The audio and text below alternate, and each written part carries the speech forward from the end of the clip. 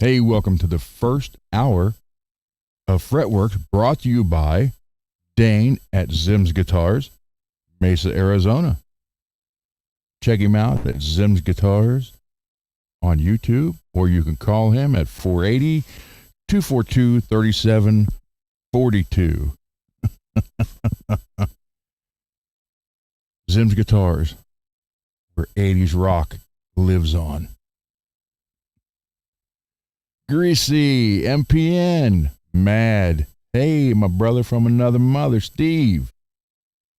What is going on, everybody? I got to do my unsolicited promotion for Dane. Hey, Mr. Mick. Lewis.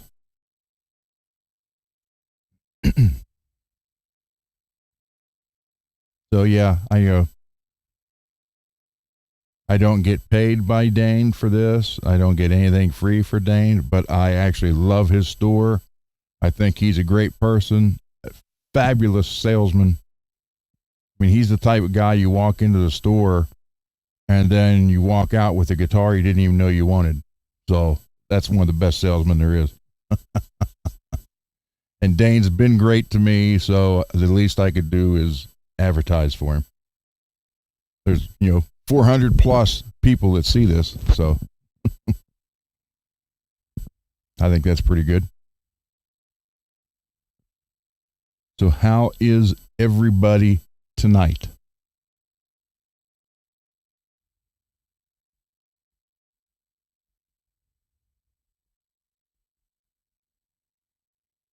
Everybody doing good on a Friday? Now, I do know, come summertime, Fridays and Saturday nights, there will probably be less people here, just because it's summer and it's the weekend and shows and cookouts and parties. So I understand that.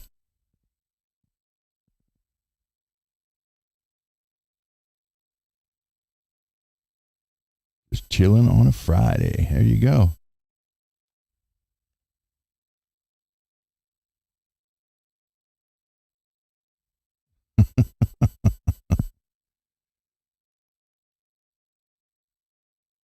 Well, we won't talk about that, man. I don't want to get into that, but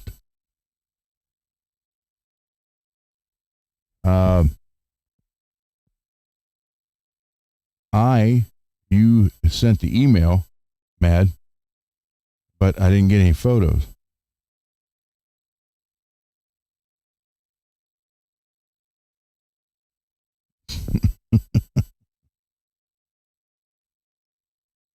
I mean, there it is, and no photos. So I can't show what you want me to show when I don't have them. Thank you, Lewis. Yeah, it's pretty good, man. So we were what, 90, what is it? What's the total now? 402?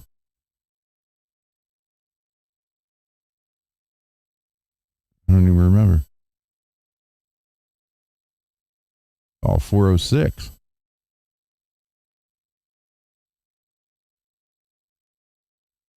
Cool. So we are 94 subscribers away to the 500 sub guitar giveaway, sponsored by Billy Ray, who wanted to help the show, donated a guitar to get it going, and I think that's great. It's a yellow Strat style.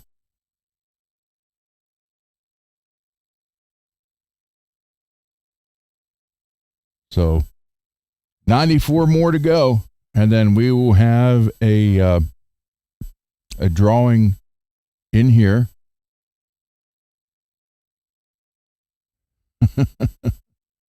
And unlike the other shows, we will give the guitar away. We won't have advertisement as clickbait to get a bunch of subs in, then not give it away. Yeah, I still don't have him, Mad. Mad is trying to send me. Oh, wait a minute.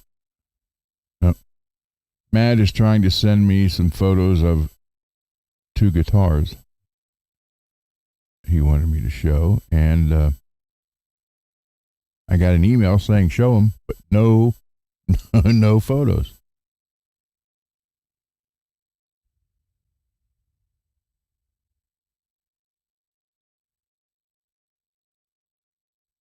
So, yeah, it's going to be again. Billy Ray donated the guitar. It's not coming here. They're coming from me. Billy's going to send it. Whoever wins it. As far as I know, it's continental United States only. Unless if you're out of this country, you want to pay for the shipping. But yeah, you'd have to talk to Billy about that.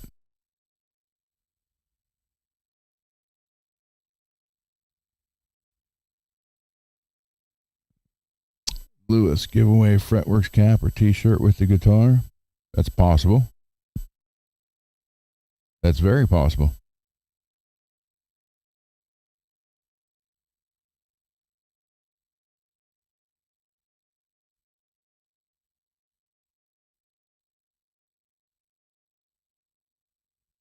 Yeah, Mrs. Mick is working. I don't know if she's doing it this week, because I know they had some time off last week.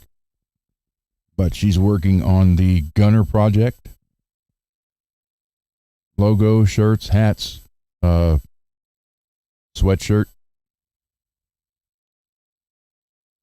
Mr. Mick. Okay, Mr. Mick says we can give away a hat or a T-shirt with the guitar. That'll work. Thank you, Mr. Mick. And like I said, Mrs. Mick will be doing on the Gunner Project logo on shirts, sweatshirts, hoodies, hats, koozies, decals. And you will be able to get Fretworks on the koozies and decals also. So a big round of applause to Mr. and Mrs. Mick, seriously, for making all this happen.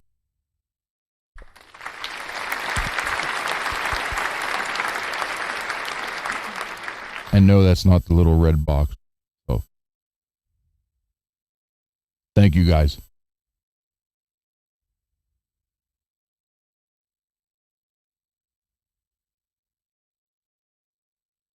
Hey, Multi.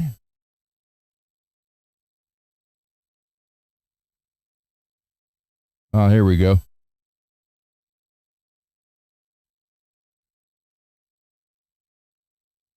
Oh, now that is pretty cool. There you go. All right. Let me save this and then see if I can enhance it just a bit. And then I'll show it.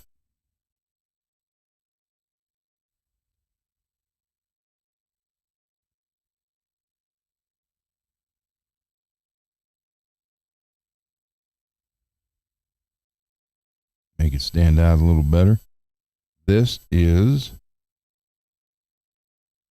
Mad Hatter's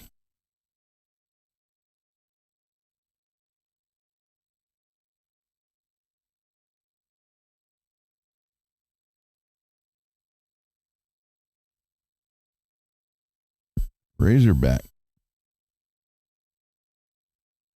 And I must say, Mad, I like it. Oh, let me kill the light here. Maybe.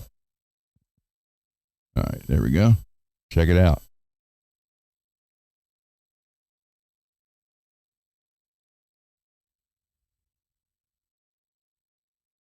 That is sweet.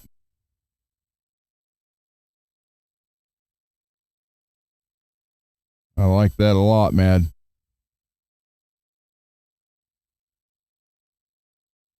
Very cool. And we have one more, I think. Yep.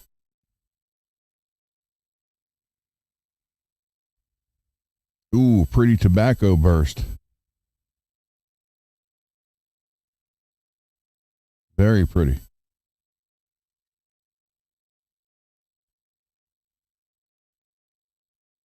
Wait a minute. Get this saved.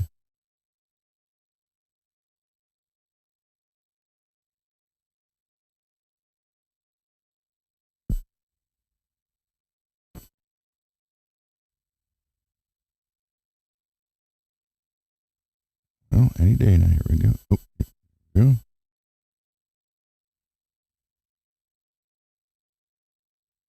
All right. Here is Mad's other guitar. Dean.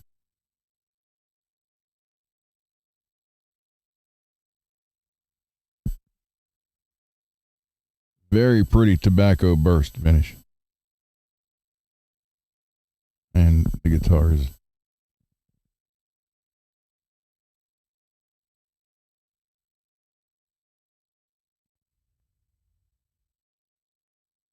that is a pretty body. Hope my wife didn't hear me say that.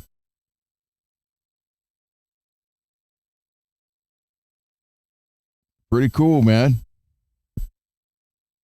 Billy Ray. I figured you'd be out on the town tonight, brother.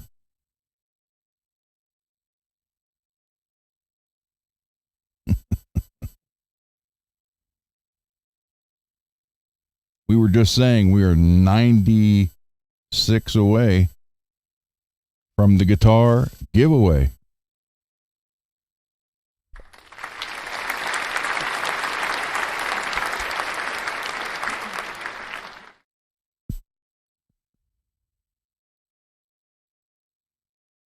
You guys can mail in your photos.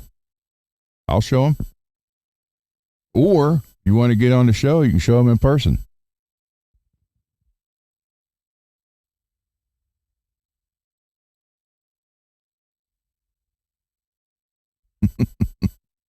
Congratulations. 50 calls. And no, I am not making fun of the Asian culture. That's just from the movie.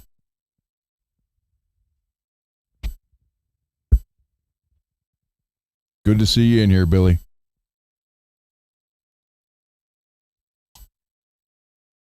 All right.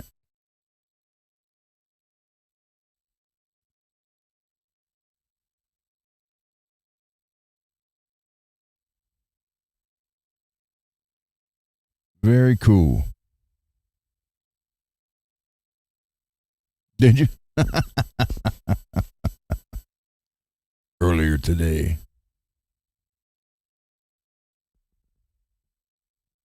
You want to jump on, Billy?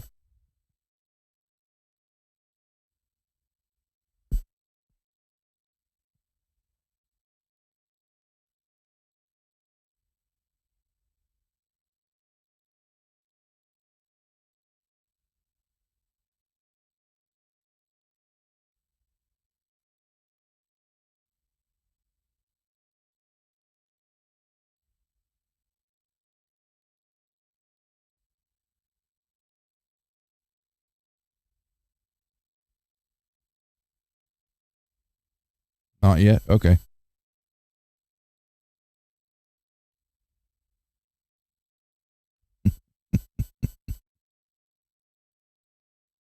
You just let me know when you're ready.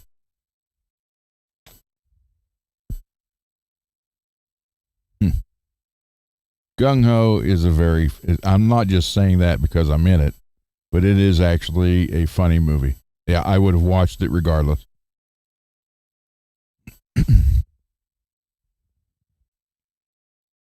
No more Jimmy Dean pork sausage. Yep, Billy, you just let me know, man.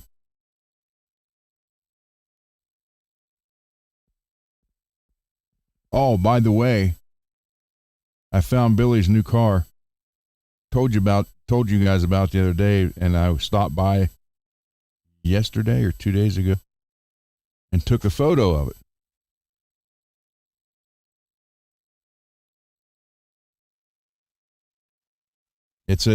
That's a garage. I don't know what it's there for, but there you go.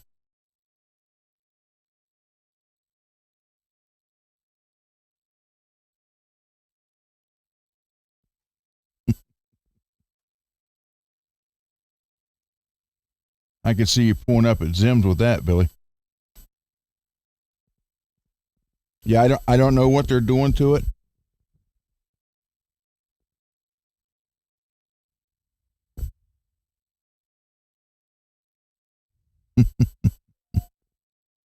Uh-oh.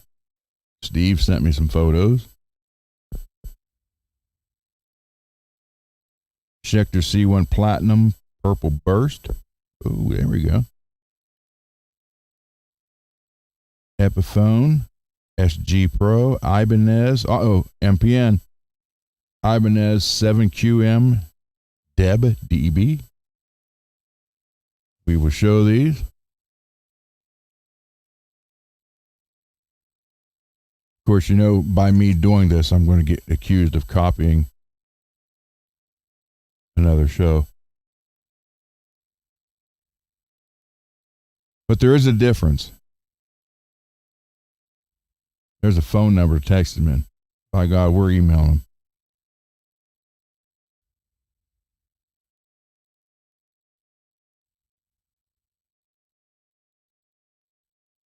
All right. This is my brother from another mother. I hope my mom doesn't hear that. She's upstairs. Here we go.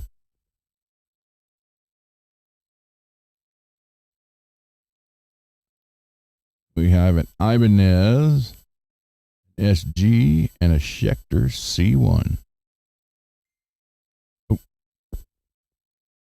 Uh-oh. Billy sent a photo. Hold on, Billy. So there we go. I really like that. I like the colors of that Ibanez. SGs never did. They're too little for me. Dig the purple. All right. Now let's see what Billy sent.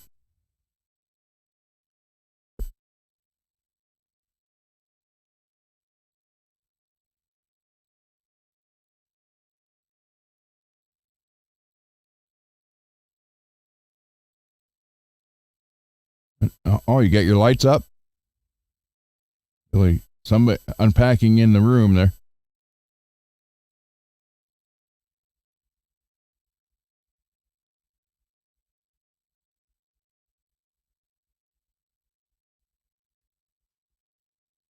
Boxes. Well, that happens. The Ibanez is smaller than the SG. Wow.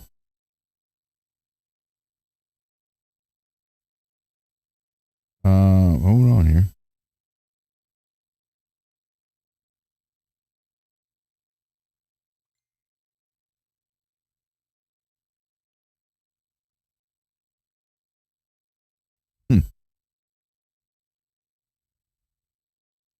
Scotty up in the Great White North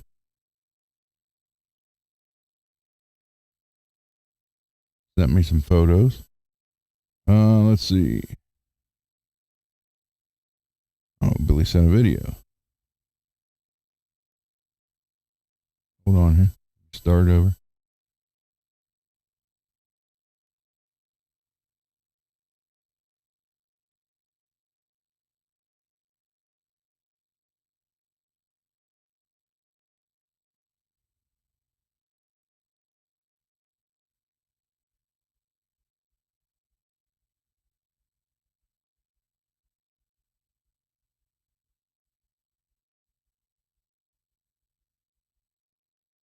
Cool, Billy. Glad to see you're getting the room together, man.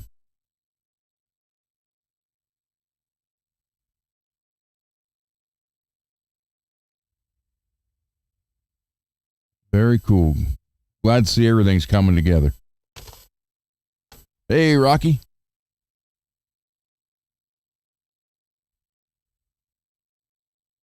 Oh, I can turn the light back on now.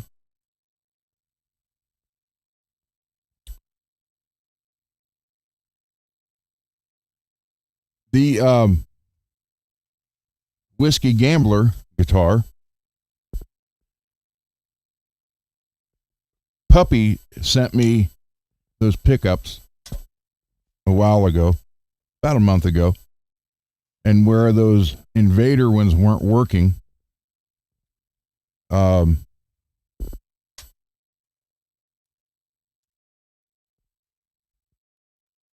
on here.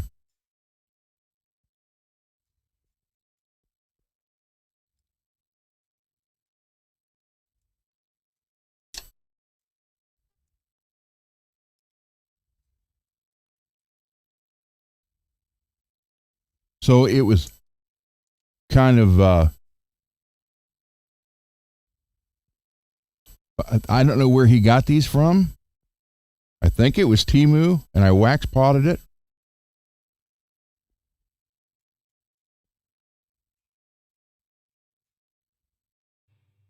So here you go.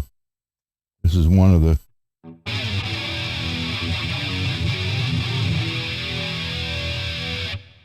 another sound.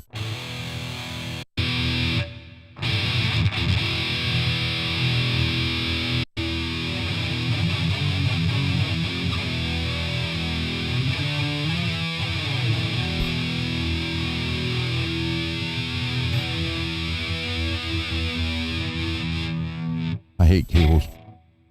But that is the Whiskey Gambler. So, yeah, Puppy sent me 3 of these bridge pickups. They're all the same. And he, I think he bought 2 or 3 for himself. And so I wax potted all 3 of them, and I've never tried them yet. I just put it in last night because the fake Invader ones weren't working. So I put this in. I wax pot all 3. I put another neck pickup in, but the switch is what's bad.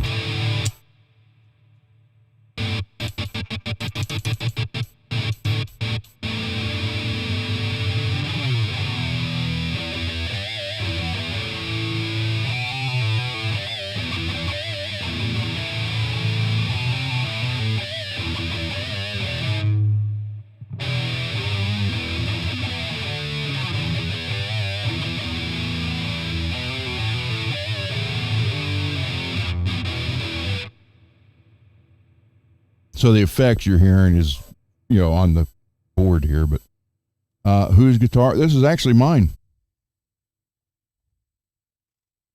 It is the Whiskey Gambler, Jack Daniels. Or no, yeah, Jack Daniels. If you look at the plate, and it looks like it's all corroded, but that's actually etched into it. It's made to look that way. And then we got the Gambler. And then we got the cross. So if you're whiskeying and gambling, you're going to need a little Jesus.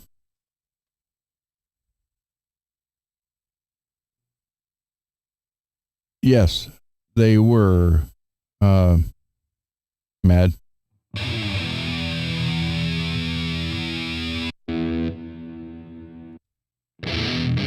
And you got again, that's the back pickup because oh my God, I hate cables. The 3-way switch is bad. I got to put one in, but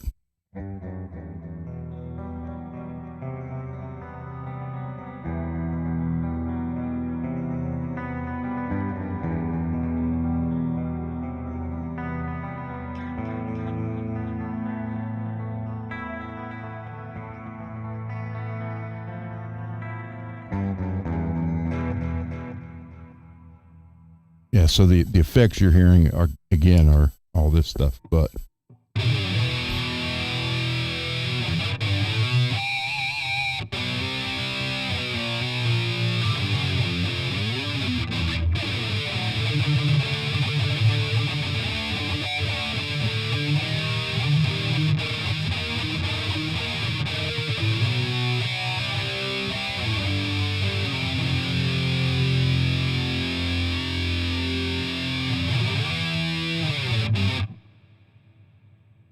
so I don't know what he paid for these. They weren't very much.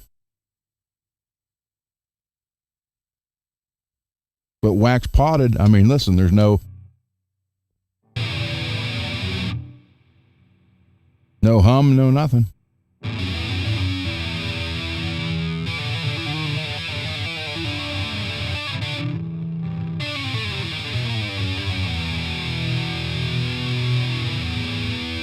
Or we can do the same always.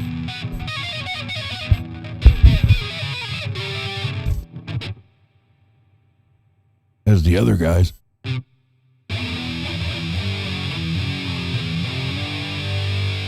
So yeah, this is, I don't even know. I think he got them off of Temu.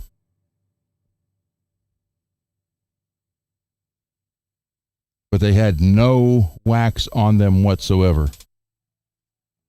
So these were ones that soaked in the wax tub for about 10 minutes, 10 to 15 minutes, and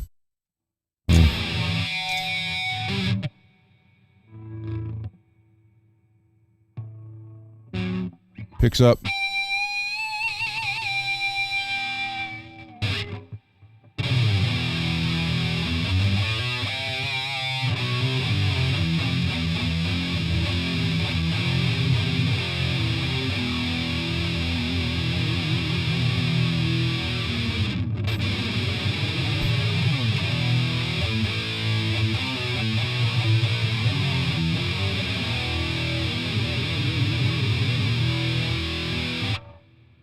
So yeah, actually sounds pretty cool. Solid ash body, maple neck. Neck MPN. Thank you for the neck, sir.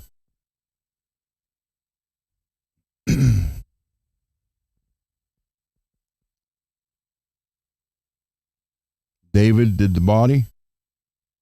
I don't think he's here yet, is he? So, yeah, I don't have the kill switch wired up yet. It's got the old style Randy Rhoads one. But with the neck pickup not working, I have it up here.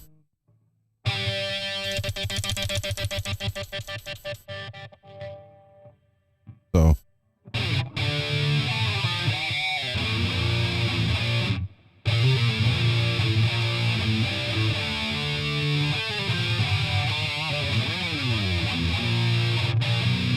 Then you change it to.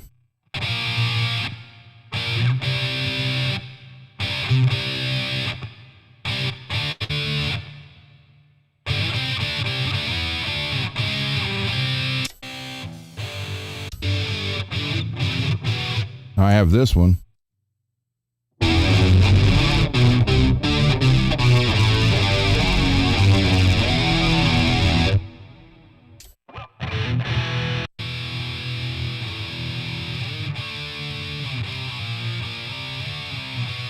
So I'm actually really surprised how that pickup sounds. And I don't think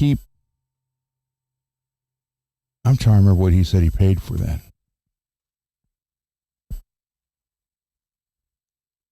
Like $10 each? Something like, it wasn't very much. And I wasn't expecting, a decent sound from it, but when I noticed they didn't have any wax on them whatsoever, and this is something Mad and I was talking about earlier, when you get into these very cut price pickups, they'll say, "Oh, they're wax dipped." Well, they are. All they do is, you'll have the wax. They'll have the wax pot, and then they'll just do this: dip it in and pull it out. Oh, they're wax dip. They're not lying to you. They are, but they weren't in there long enough to do anything. But if you look, you'll see wax and feel it, so you don't argue with it. They have to go in and sit till all the air gets out and the wax soaks in everything. 10 to 15 minutes per pickup, between 140 to 150 degrees.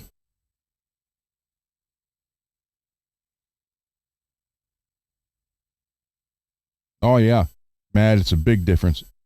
I mean, it really quiets it down and kind of brings it in together a little bit better. So I was completely amazed. You know, I waxed all three of them, and this is the only one I've used. And I only put that in because the two Invader style ones just were terrible. And so I thought, well, I'll try one of these. And I really wasn't expecting that much. And I was like blown away. I was like, wow. I mean, that's not a bad pickup to put in the rebuild guitars for the kids or people who can't afford it. You know, I mean, I went through and gave away all my Seymour Duncans except for the two red ones, which I'm not going to get rid of because I may do the Warrior with two red pickups and red and hollow flash. Possible. Something. Come up with something for it. But yeah, if that pickup, Tottenham, wax Tottenham, they sound like that. That's a really good alternative. You know, doesn't have a lot of money into it. Sounds good. There's no feedback once you do the proper wax potting. And for someone just learning or whatever, that's great sound.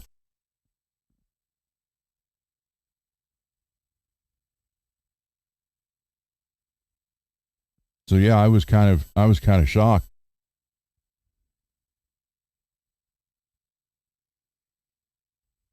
Yep. And I did wrong mouse. Excuse me. I did put the Dave Mustaines in here and sent David the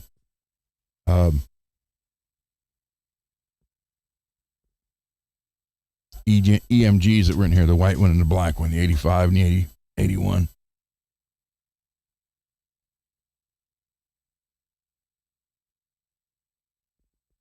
So all I did, because these didn't have the plug like all the other actives do, so all I did was just took the wires and wired them to the everything, just like the wires were done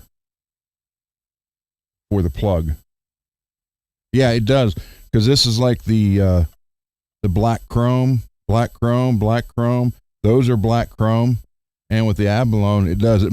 I like it better than the black and the white pickup that was in it. Now, if I could just see where this was. Yeah, that's where it was damaged. I bought it this way, and it wouldn't be a problem except for the binding, the abalone binding. I have no way of touching that, making that better. Yes, Mad, they are. Seymour Duncan, Sweetwater sells them for like $230 a set.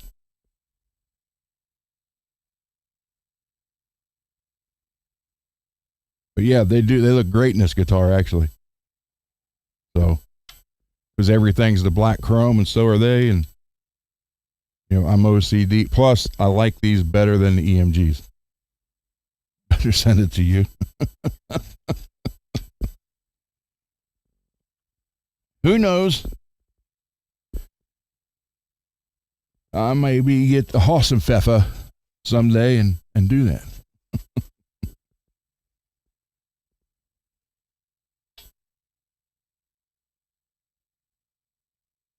Hey, Rez. Resolution is my name.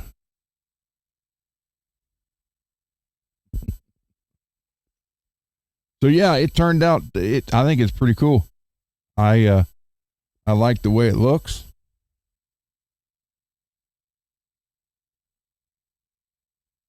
Yep, Dave Mustaine live wires.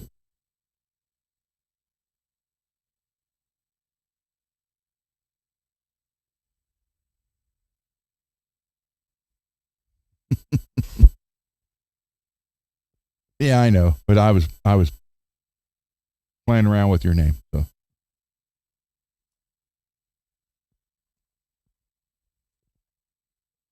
not like I have a mouth for war or anything.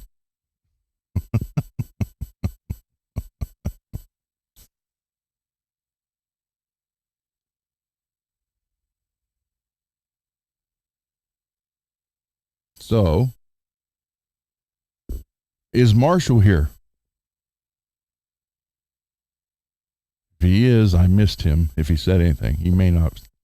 Always grabbed the wrong mouse for that one.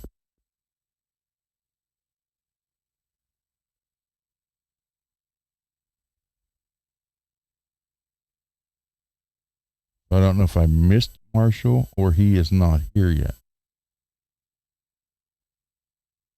Because I'm going to start prepping his body on that guitar for paint. There's a few dents I'm going to try to steam out. And then if I can't get them steamed out, I'll have to put some light filler in them, fill them. The whole guitar will be primed in light gray. Oh, hi, Marshall. He is here. The whole guitar will be primed in light gray, and then it'll be sprayed to red. Why is that popping up there? So,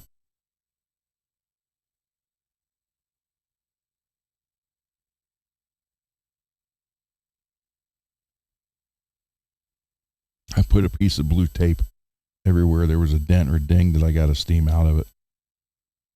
Because I'd rather have it steamed out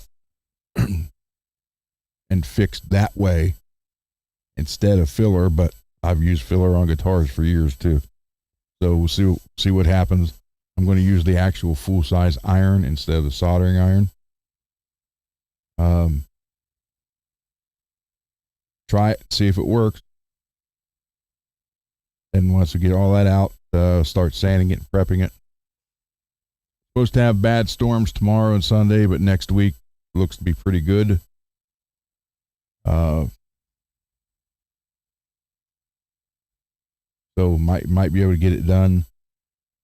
Might be able to, if I am lucky, I will be able to get Marshall's, Dane's, and Rich's guitars done.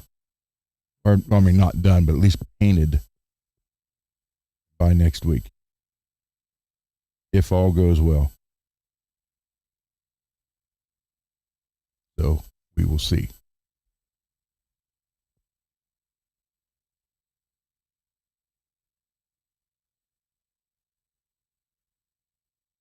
So any questions, comments, concerns, or criticisms before we switch over to the bench camera?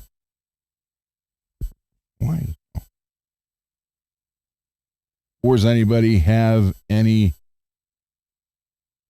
Hey, Julian. Does anybody have any more photos they want to say? Or say, Jesus criminy. Any photos they want to share or anything they want to say. There we go. That's better. Or does anybody want to join for about an hour? Then we'll go to the bench.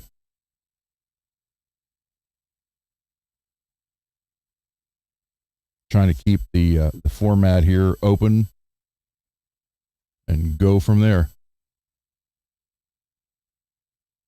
I believe, Marshall, hold on. Let me check before I say anything.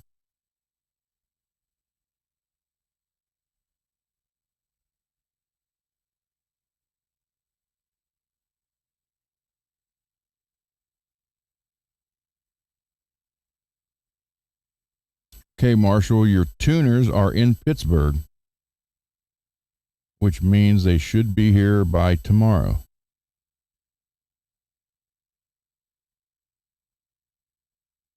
yeah, they departed the USPS facility at 8:59. So just what? 41 minutes ago, they left Pittsburgh on the way here. That's less than 50 minutes. So they'll go to the post office. They should be here tomorrow.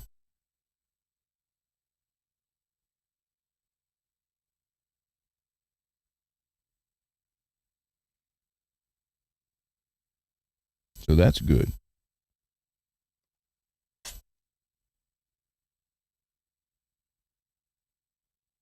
So does anybody want to jump on, or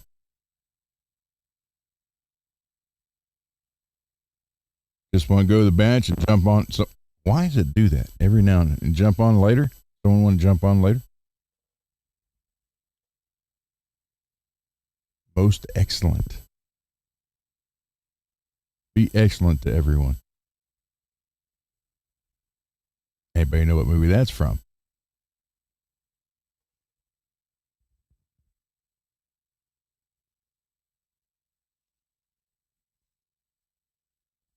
And no, Matt, it's not from Gung Ho.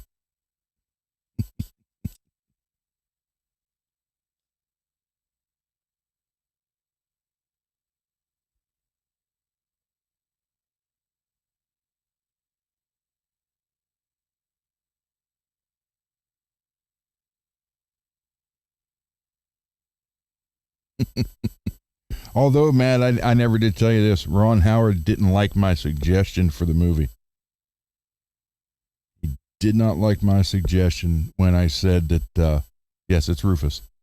I suggest to Ron Howard that I, being the stand-up guy, there should be a scene in the movie where I have an affair with Michael Keaton's girlfriend in the movie. Like I pick her up from the store and take her to her place. And Ron just laughed and didn't think that fit the movie. I tried to tell him it did.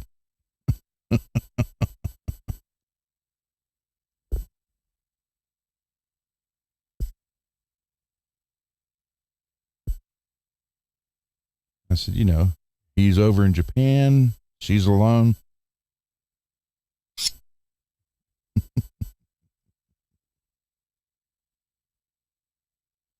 He didn't quite get it.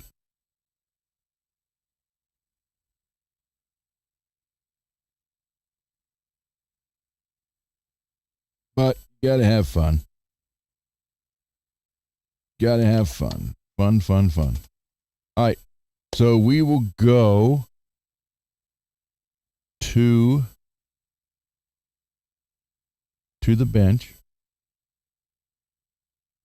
And I'm going to show some of the stuff that I am starting to make for the June giveaway.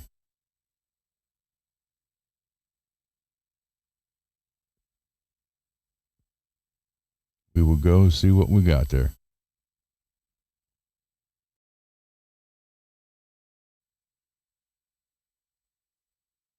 Congratulations. 15,000 calls. About uncle.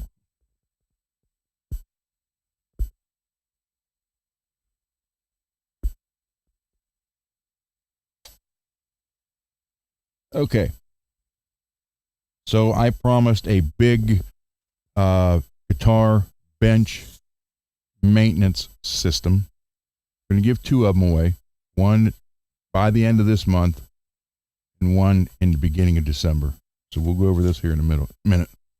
So you will be getting a nice guitar stand, adjustable, with a tool tray or parts tray, but I'm making them bigger. So this is what you'll actually get. Just don't, it's all going to be a matching color regardless, whoever wins. So you see the difference. So you're going to get the bigger one, bigger tool area, a little bit wider base, a bit more stability. So you get this size. You will get a trem blocker. All this stuff I made, this is all 3D printed. You would get 15 5 in wide, 5 in medium, 5 in extra wide.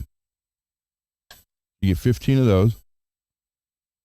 This is for the 10 millimeter for the tuners. Tighten the tuner nut up. This is a string separator. So you put this under your neck, put 3 strings on this side, 3 on this side. It pulls it off the fretboard so you can clean the fretboard without taking the strings off the guitar. This is a knob puller. Slide that under the knob, drop the ring down, and pull your knob off. These are the bigger and more hefty string stretchers. You will get 2 of these. Reason being, if you use one, only one, and do each string, builds up friction. So you use one, grab the other one, go back and forth. You don't tear them up. This fits in a drill or an impact and tuner. Tune the. This is not obviously one of these, but what this does do is you could put some sandpaper in here, and it's kind of a little bit of a crowning tool if you're just touching up something. 3D printed again. And I will also include a meter and a stand. So once you get your guitar all done, you can check your output of your pickups, or if there's any issues, like the 3-way switch, see which one's working, which not. And then more. There's obviously going to be a lot more too. This is just what I started printing again because I finally got the printer. Well, they finally got it all fixed up to where it's all working now. And I'd given out all the other stuff. So, but again, you get 2 of these 2, 1 of these, 1 of these, 1 of these, 1 of these, 15 total of these, 5 in each size, and this size, plus other stuff. Oh, plus a new bottle of Earl. So all this will be included in both kits. Someone just sent me a message. And I need to get my phone. I can't see anything. But I wanted to show you guys. I mean, they could be in pink or black or red or even like a marble stone, where you would get that and then these. And by the way, they're the new style. So this doesn't come out like the old style. You turn it like that. You can fold the paper and get it in there, feed it in the whole thing. And then all you do is just turn it till it runs out. Sand a couple frets, do a little bit of a turn, just pull it right over top, and you're good to go. And then these are obviously adjustable. And I do put corresponding washers in there so they turn nice and smooth. I just got to get some more of the washers, and you can raise it up and down, and it will have the lock end in it on that side, so you don't have to worry about a wrench, and you can tighten it with your fingers. So this is going to be like the perfect guitar maintenance kit to keep your guitars tip-top shape and keep your frets looking like new. Mr. Mick has these. If he's still here, ask him how his frets look since he's been using these. And I can't see, I don't have the phone here to read anybody's comments. So, but again, these are much bigger. The other ones were about half this size. And so you just do one string, then switch over to the next one, do one, and go back to this one, do one, stretch all 6 of your strings. I put foam pads on the bottom, and these are ridged, unlike the original trem block where it's smooth and you put it in there, and sometimes the pressure from the springs would slide it out. That kind of locks in place. And they are all padded. Everything's padded so it doesn't hurt, and non-slip too. Look. So, and this is I mean, I would not do all 24 frets, but you could get some of the 10th or the 5,000 grit sandpaper and just push it on, hold it on there, and just to touch up frets if need be. So there will be, with these tools, there will be no reason to use black tape or an exhaust fan.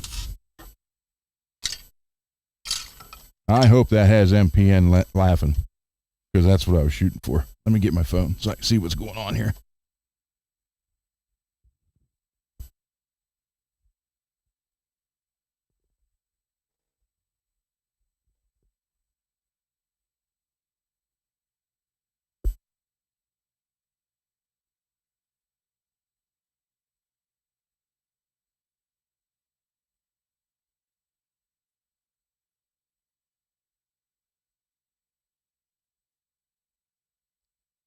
Okay.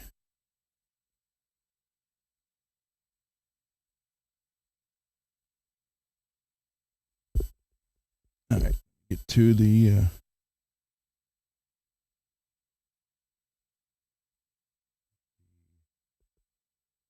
live so I can, there we go. So I can read everything.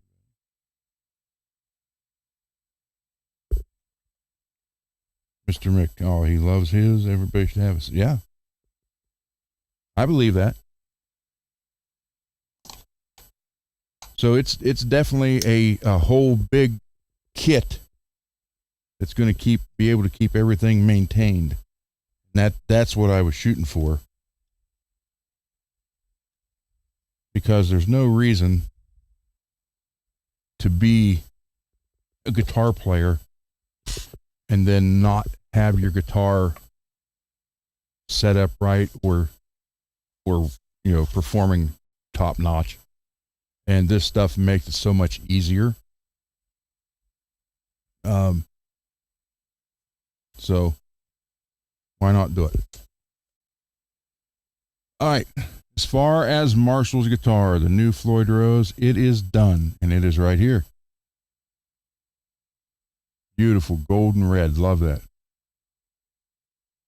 And it's an original Floyd. New tuners. They will be here. They're on the way. Should be here Saturday.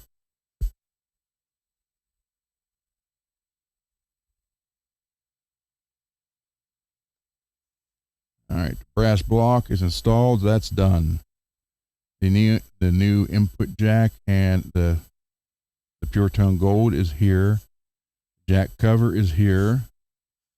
The potentiometer Dunlop sealed 500K is here. New frets stainless steel jumbo wide.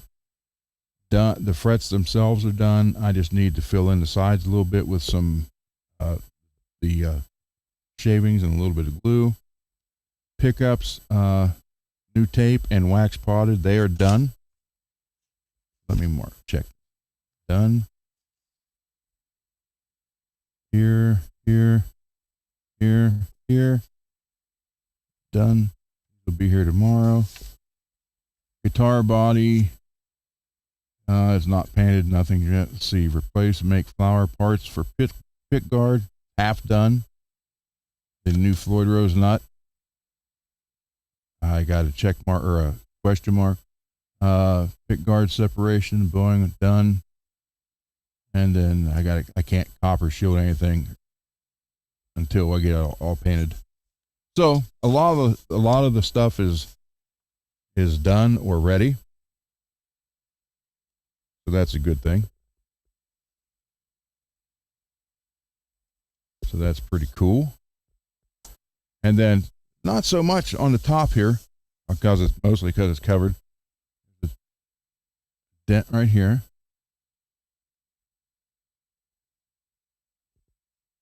Here on the edge, little dent.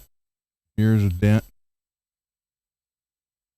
Then a couple going this way here, then 2 back here, 1 right there, and like an impression right there. So should be able to steam those out. Take that out, by the way. I didn't take it out originally because wasn't going to do a painting, but now we are. So sorry for the noise, guys. Bear with me a minute.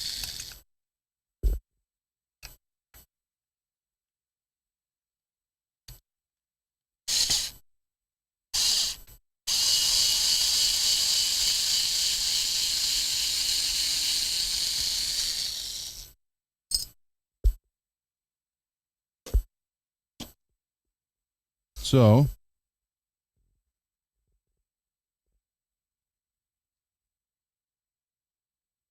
yeah, get all this stuff off. Might have to scrape. I don't know. We'll find out. But let's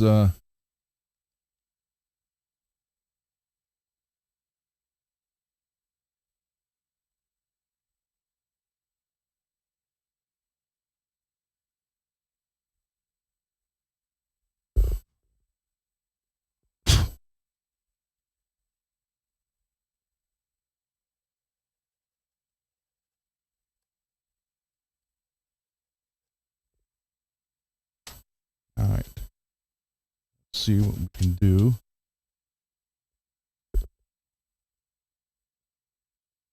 Got these dents and dings.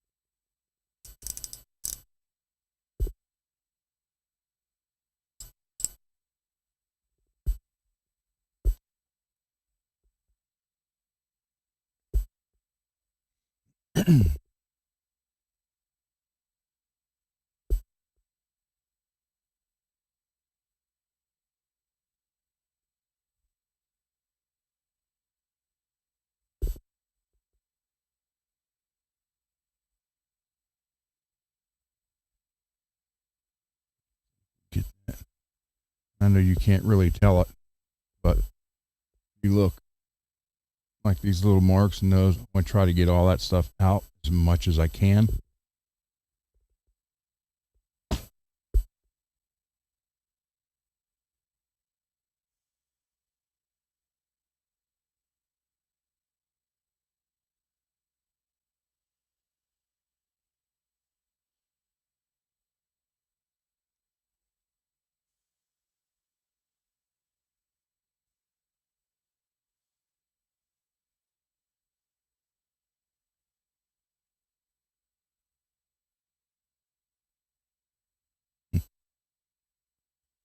My shop teacher could see me now.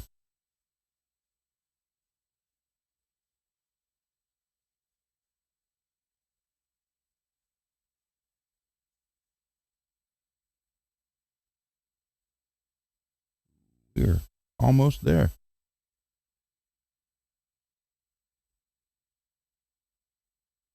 Bit of water.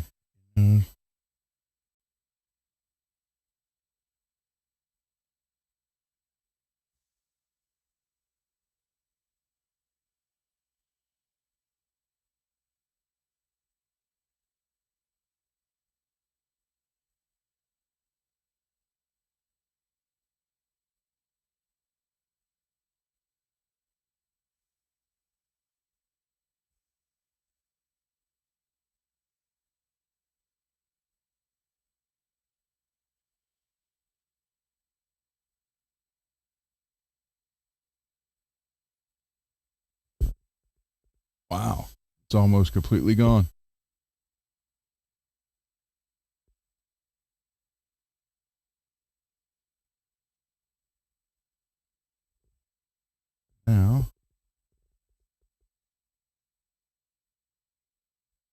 Yeah, that's almost completely gone.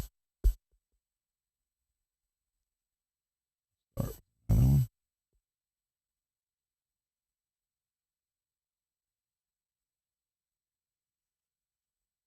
So I like doing it, you know, when I do stuff like this, I really kind of like doing it live, uh, because whoever owns the guitar can actually see some of the stuff that's getting done to it.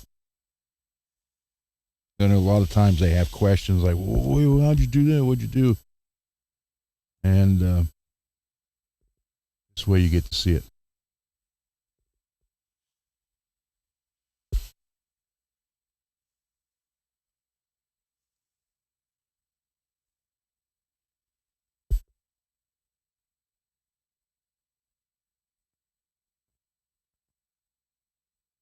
All that came up except for that one right there. Let's work on that for a minute.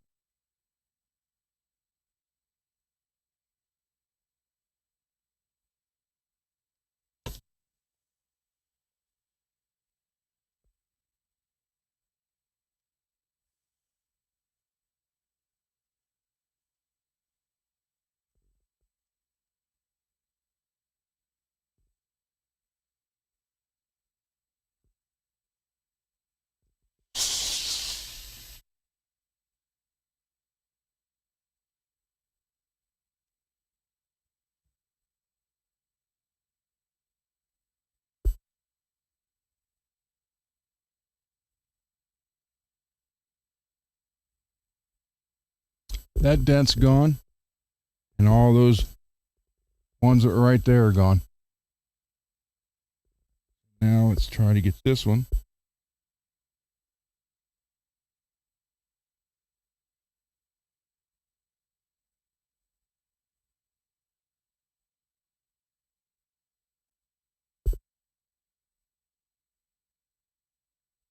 These ones that are on the corner are the ones that are a little bit harder to get.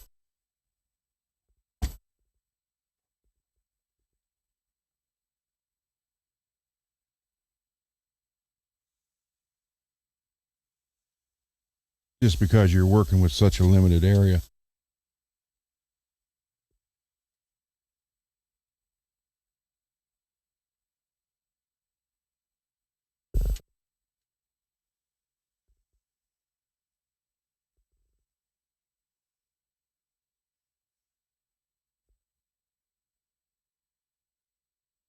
Coming up.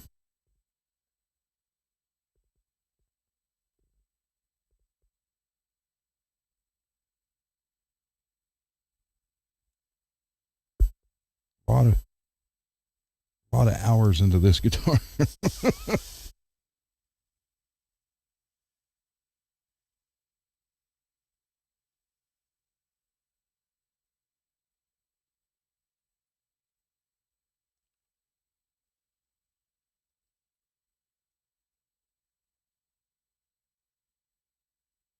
Wow, almost.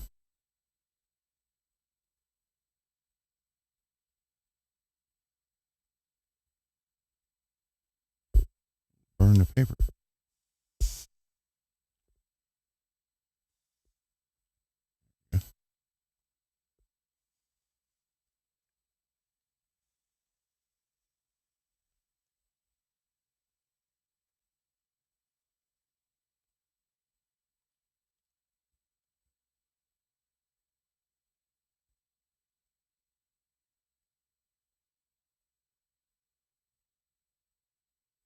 Wow, such a little. I mean, that's all gone there. That dent was gone. That flat spot's gone.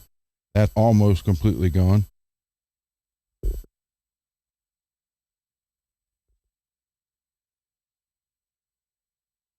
A lot of people freak out because you're getting water on the wood, but you have to have that water in there to create steam to swell the wood back up. And it's okay if it comes up past where it needs to be because you can always sand it back down.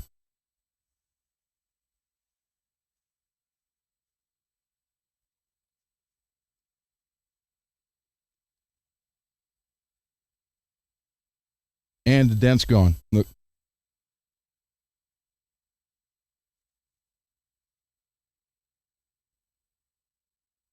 All those are gone. All right, let's try this one. That's a deeper one. Might have to use a soldering iron for that one. This one. Don't know. We'll find out. Only because getting it in a much more concentrated area. Then I have to sand the whole guitar.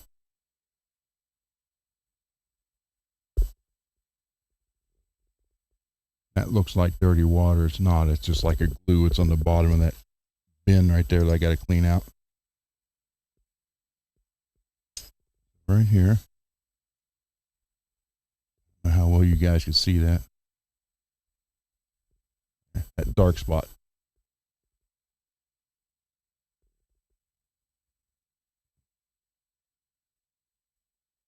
Let's see.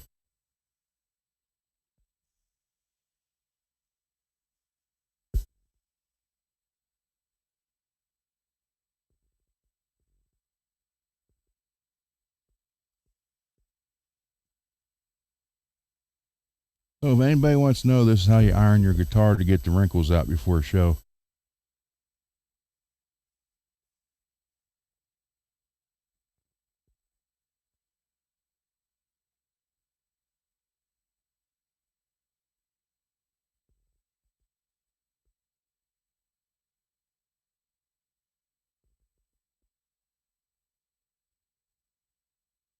Yeah, this is what I'm thinking. I might need to use the soldering iron on this.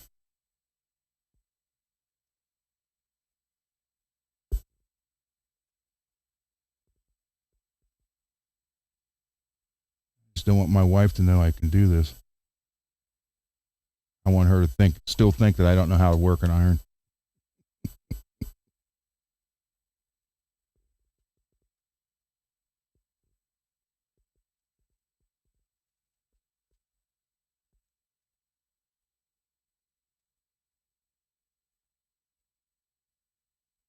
Although after 40 years together, she still won't let me wash her clothes because when we first got married, I had all her pinks looking real nice.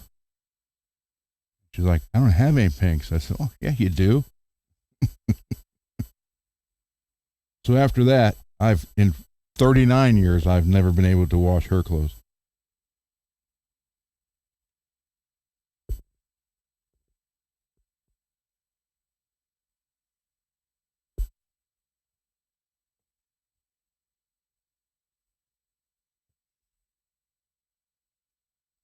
Oh, that came up. Try this.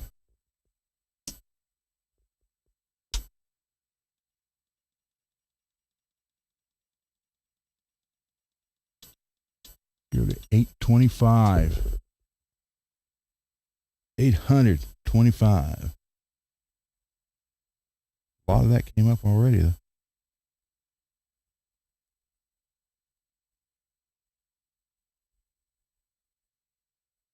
Actually, it shouldn't take much more.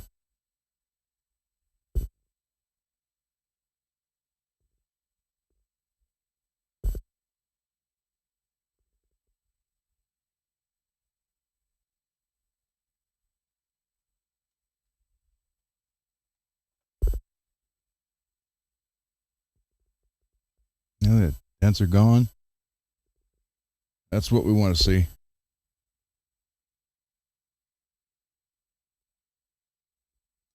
825. Do.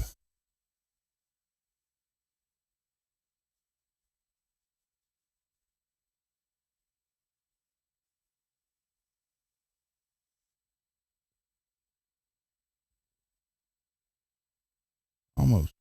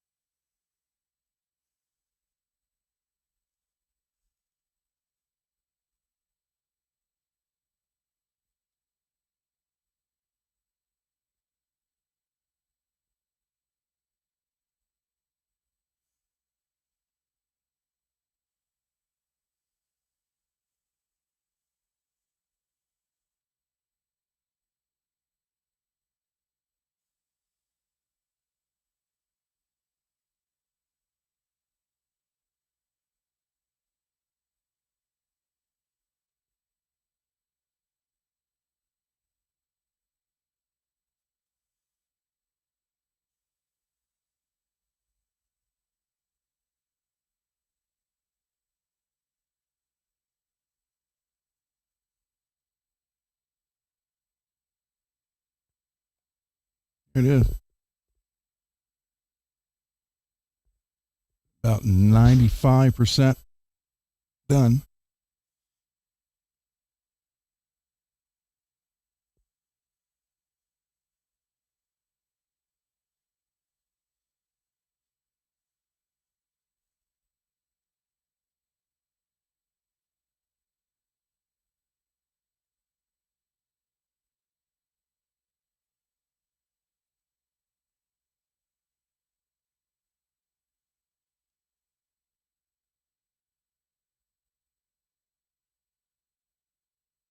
I think I dust that a little bit with the sandpaper. You'll never know it was there.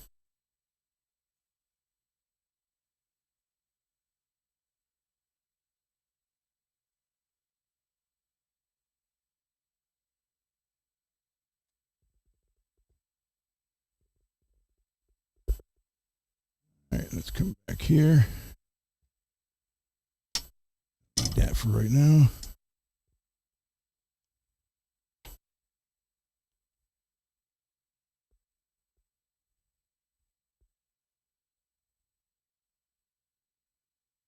I can go back to the regular iron, except for that one. These two.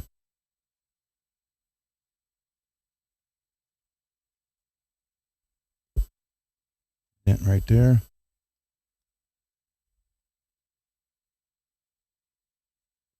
See the dent? Okay. One right here, and that big there.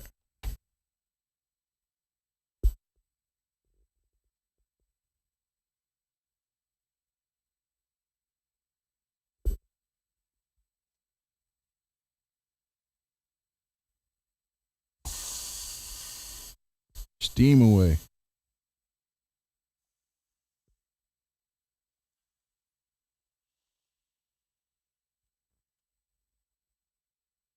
Wow.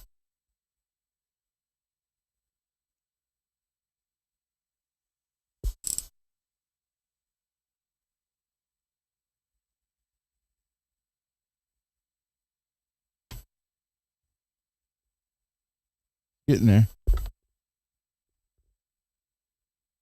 That burning my arm.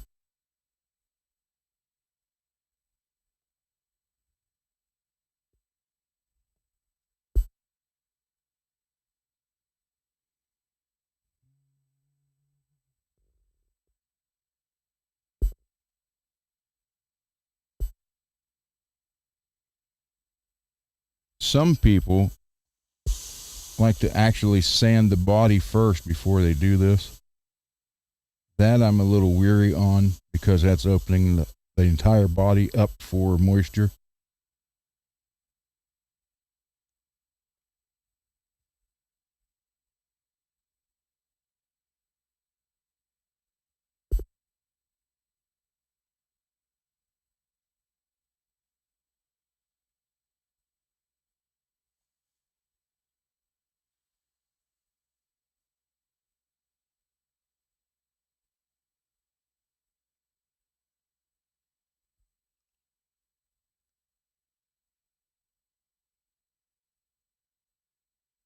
And so close.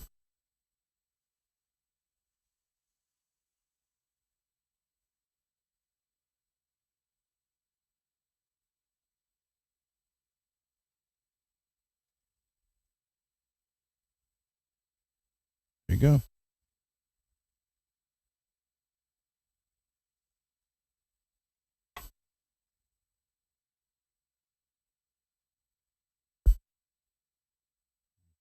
Marks here.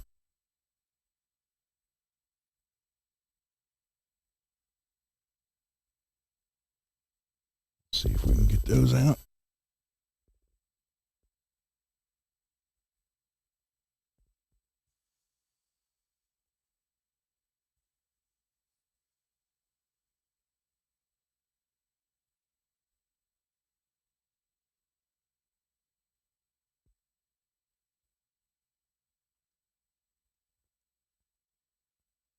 What mark?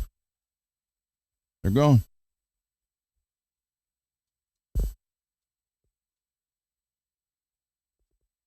I will have to put a little bit of filler right there. There's a crack from where you wore it down, Marshall. So I'll put a little filler right there. The next one is another one of these.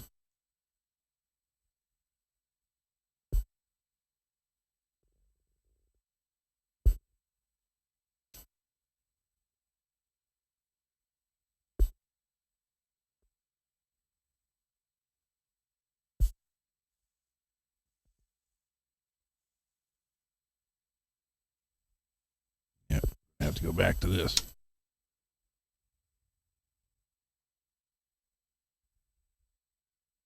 Because that's right, not on this flat spot, not on that flat spot. It's right on that whole entire curve.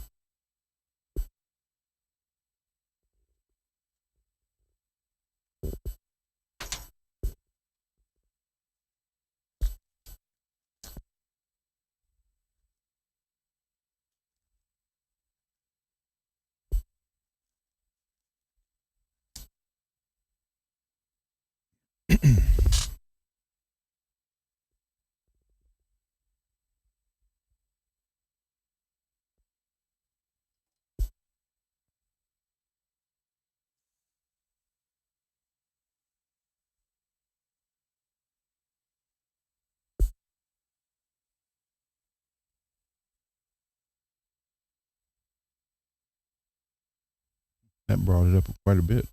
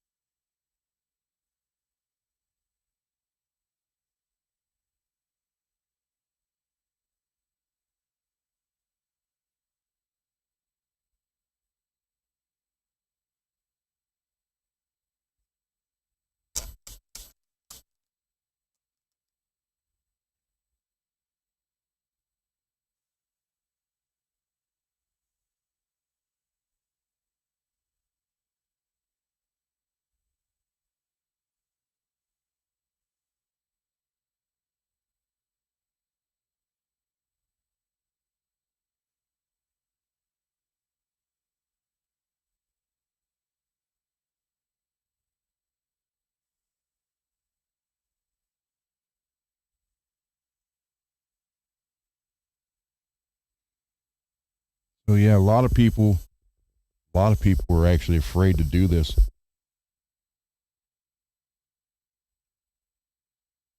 And I get it. I mean, I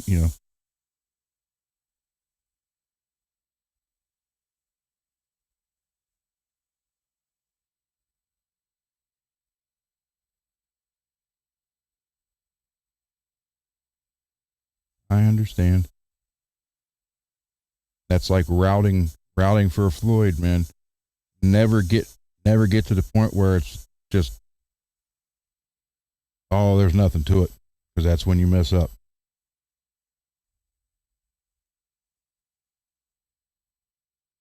It's good to be a little bit nervous when it comes to stuff like that, or this. When you're applying, 825 degrees to wood.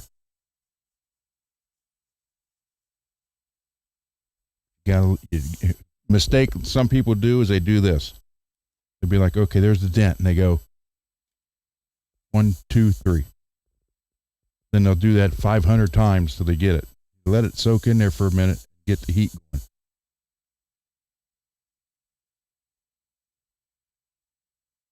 This was probably the biggest dent out of all of them.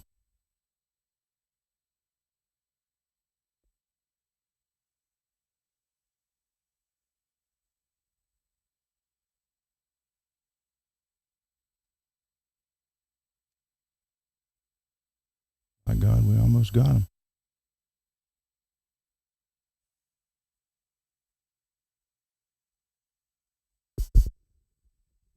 And again, if it rises up above where you need it, that's not bad at all. Makes it that much more easier to sand.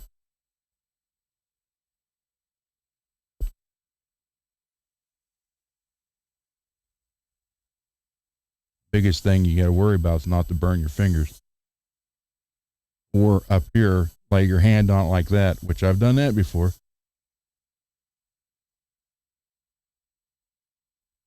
Wow, it's hot.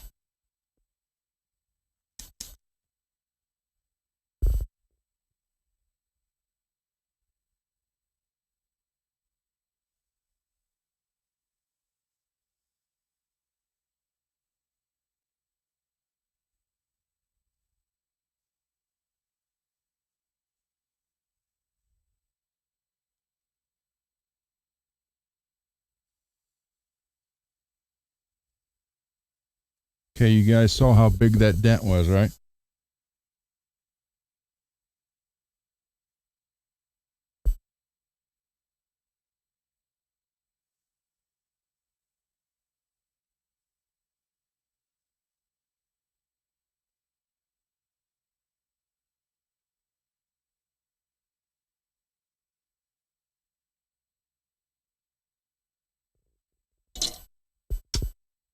All right.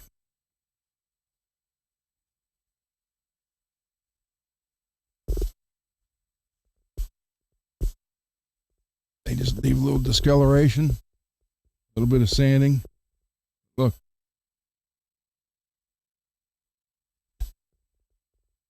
All that. A little bit of sanding takes care of all of it. Shut all this stuff off or burn myself. Because that ain't fun.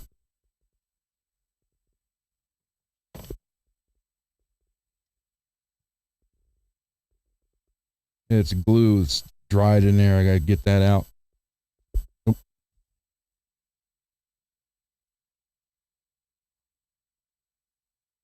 Or not glue, actually. That's part of the 3D print, the PLA I've melted in there that day. I got to heat that up and scrape it out. Now, what I want to do, ow, ow, ow, ow, that's hot.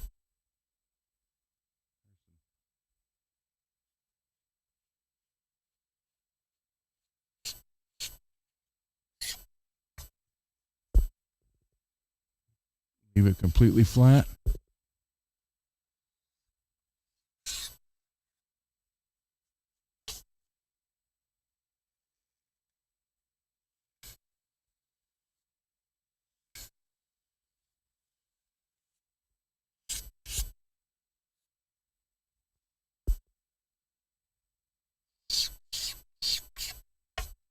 I'm going to sand all this too.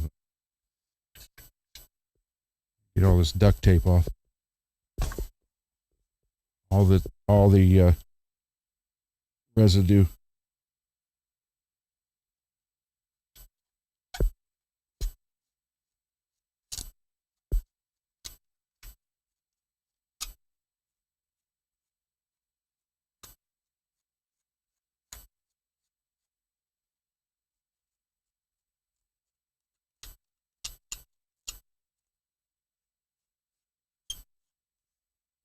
A razor blade as a scraper is your friend.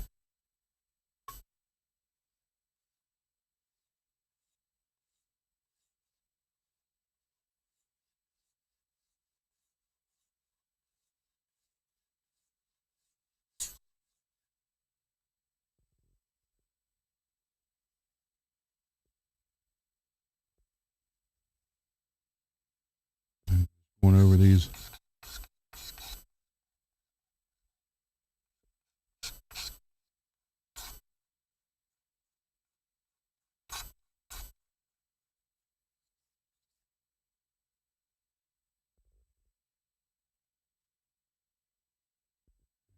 Little filler right there too.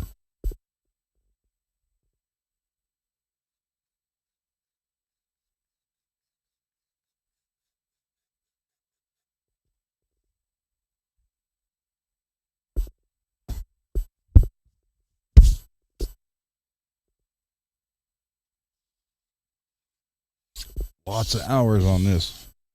This guitar, a lot of play hours, a lot of original build hours, and a lot of repair hours.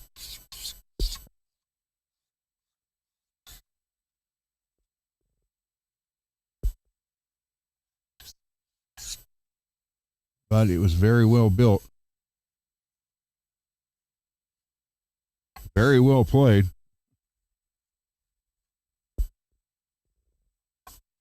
All right.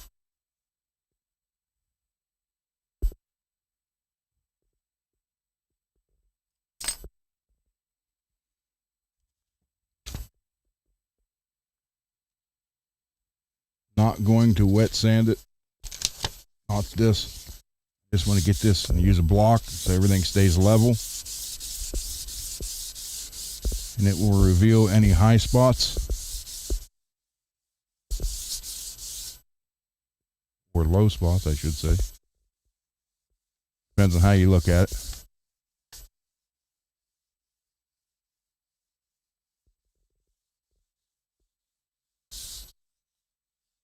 And the mic's not picking up all this all the time. So.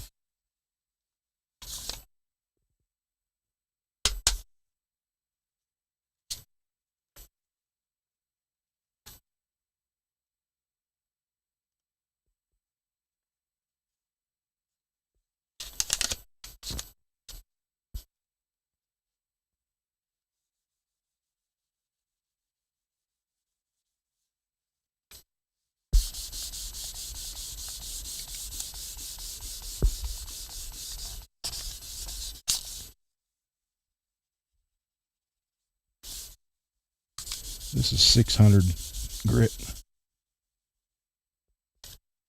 Didn't want to use 400 unless I absolutely had to. That's why I wanted to try all this, steaming all the parts out, throw all the dents and stuff out first. See what we ended up with.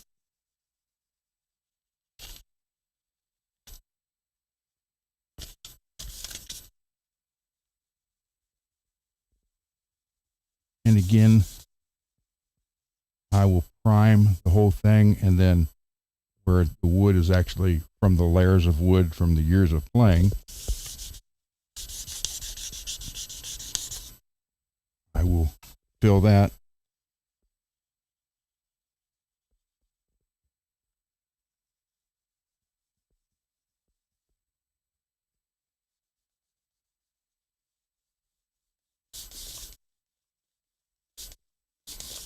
So you can see it's low right here.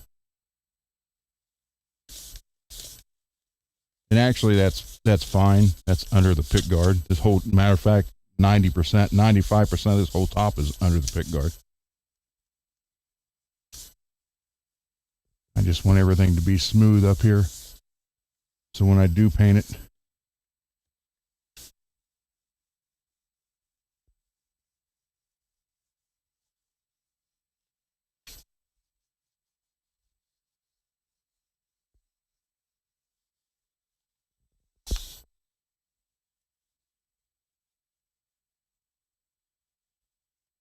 I may have to use 400 on the edges, or the sides, I mean.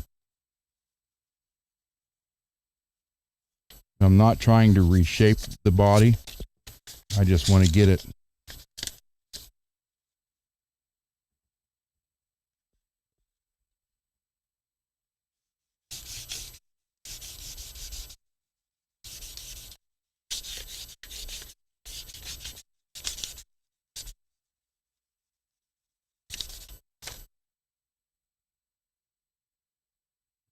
a little bit of that one.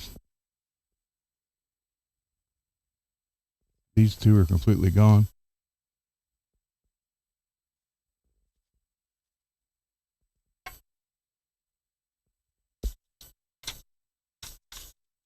And if I was using water, paper would last longer, but again, I'm not going to use water on pretty much bare wood.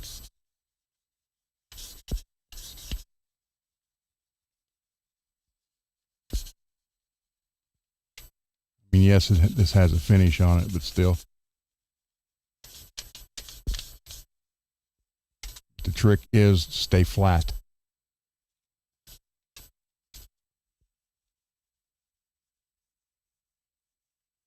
That way you don't create any grooves or any waves.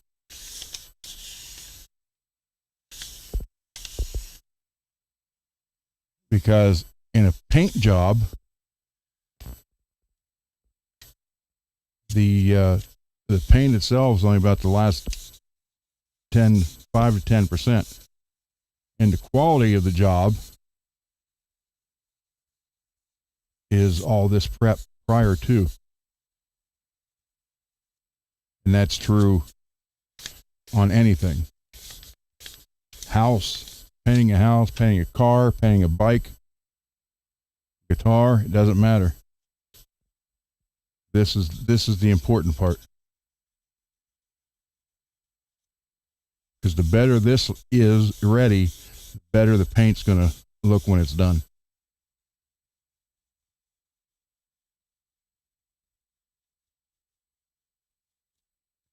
Yeah, I might have to go to 400 for the edges. Be like that from your strap. I know, strap be up here.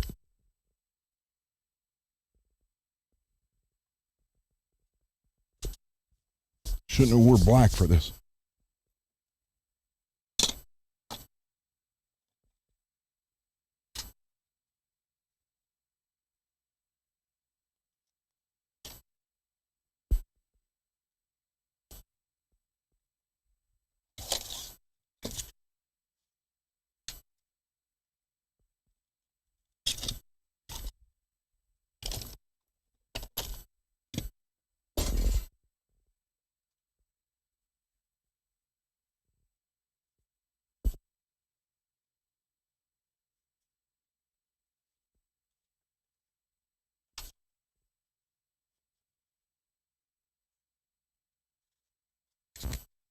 So yeah, this is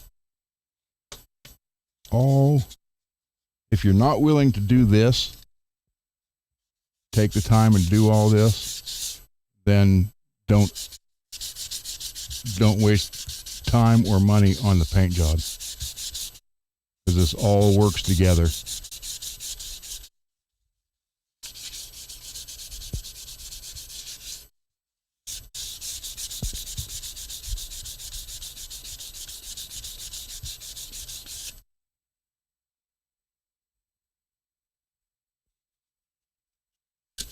This goes hand in hand.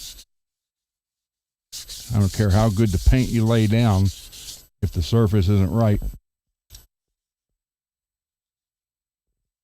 then it's not worth it. It'll still look crappy. Just be a real shiny crap.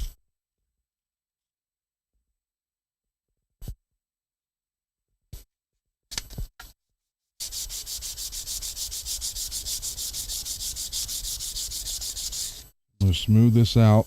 I'm not going to take it all the way down. I'm going to smooth it out really good. And then after I prime it, some of the spot glazing will go on that to fill all that in.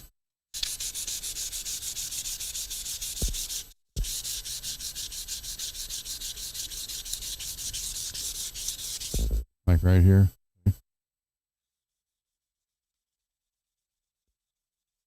I can shape it and get it back into shape, get the flat war spots down, but put some thick primer on there, let it sit, then put the green 3M glaze on it.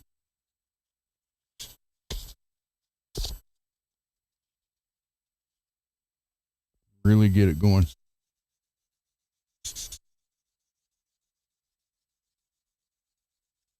There you go, that's where the big dent was.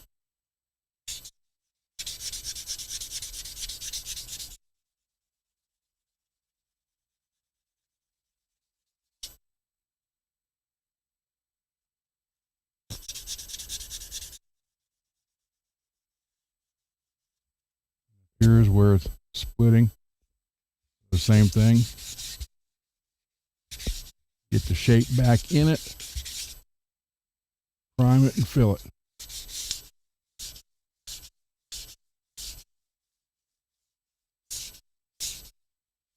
But I can't stress flat surface.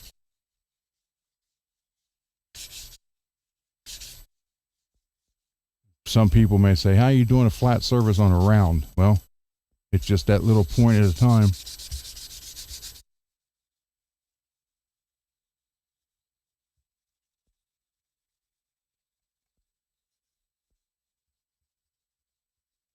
Okay, where that was worn down, now we got the shape back into it, which is a good thing.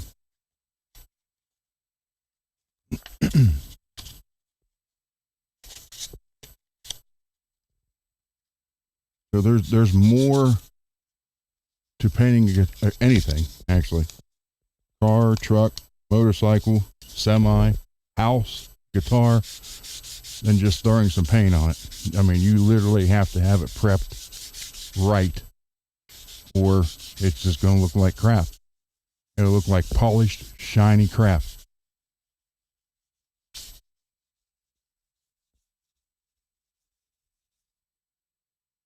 I spent forever with my dad at our shops just sanding and prepping stuff before he ever let me touch a paint gun.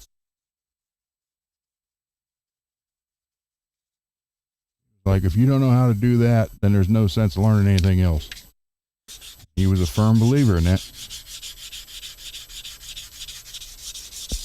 And he had a bunch of guys that started out with him, know nothing, that ended up eventually starting their own shops and became very successful.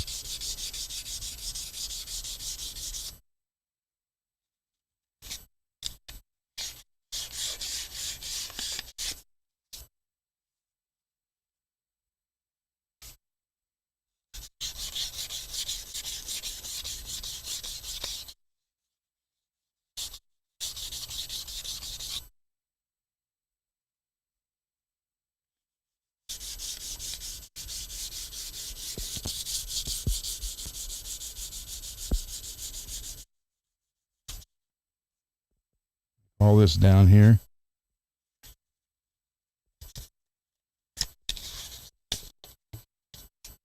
There's nothing wrong with using it like this. It's still flat.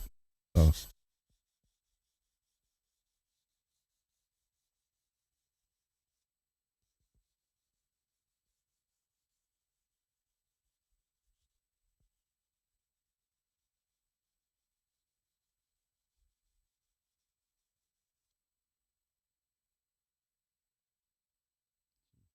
Some marks there. Have to fill that in.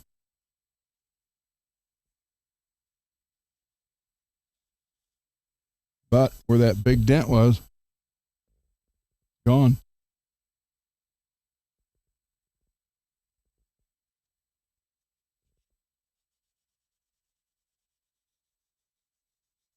And I know a lot of people don't want to do the flat like this because they're like, oh, it takes so long, it'd be a lot easier just to do that. Well, then you get your finger grooves and you'll take more off the edges than you're expecting.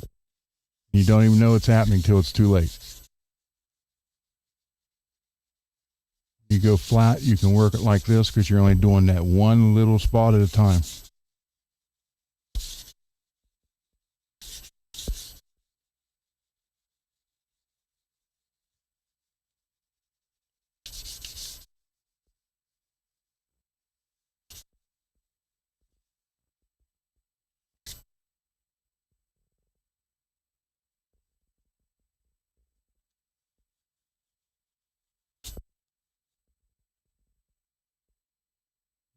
That is. You didn't have glue up there, did you? Or a tape up there, did you, Marshall?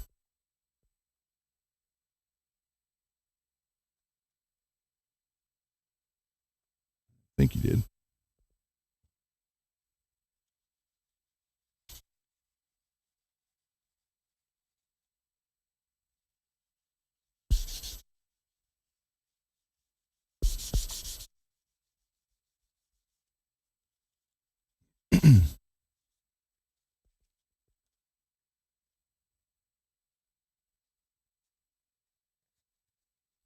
Sorry, guys, I'm not reading the chat. I can't see it clear over there. If you're asking questions, we'll answer them here in a little bit.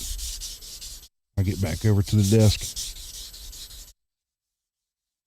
I just wanted to see if I could raise these dents tonight.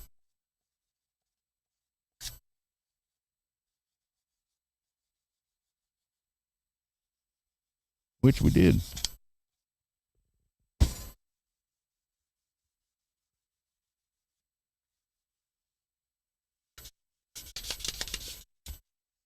You can't even tell there was a dent there ever, and that was the biggest one. Look at that.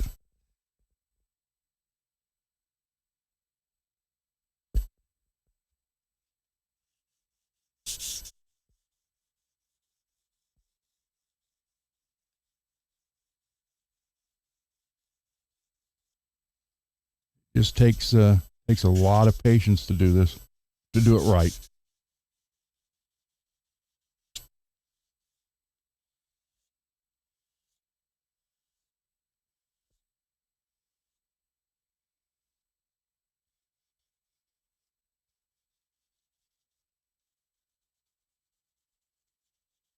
Never want to stay in one spot too long.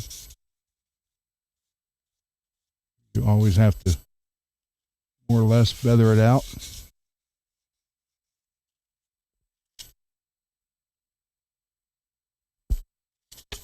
That's 600 paper there. I'll get to that here shortly. Get back to that, I should say.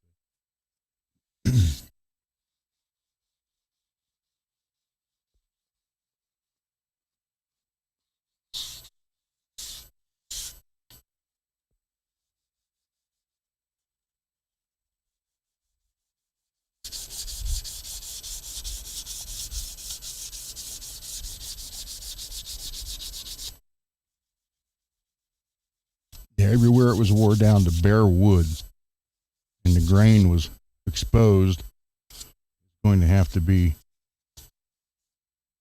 sealed, primed, filled with the green glaze, then sanded again and reprimed, sanded, then painted.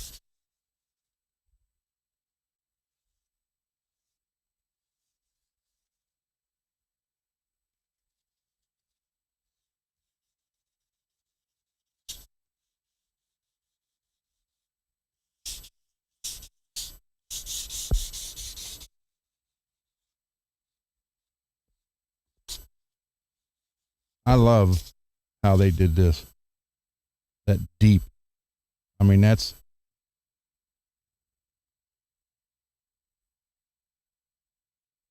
every bit 9/16 deep.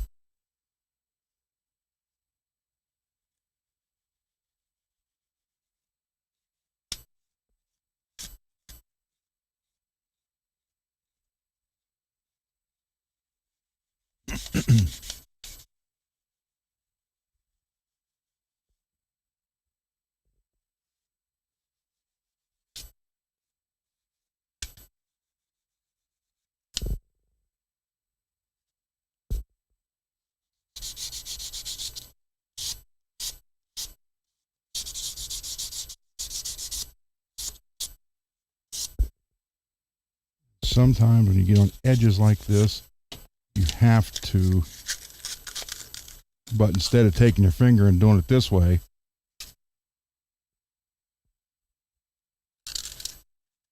do the whole thing.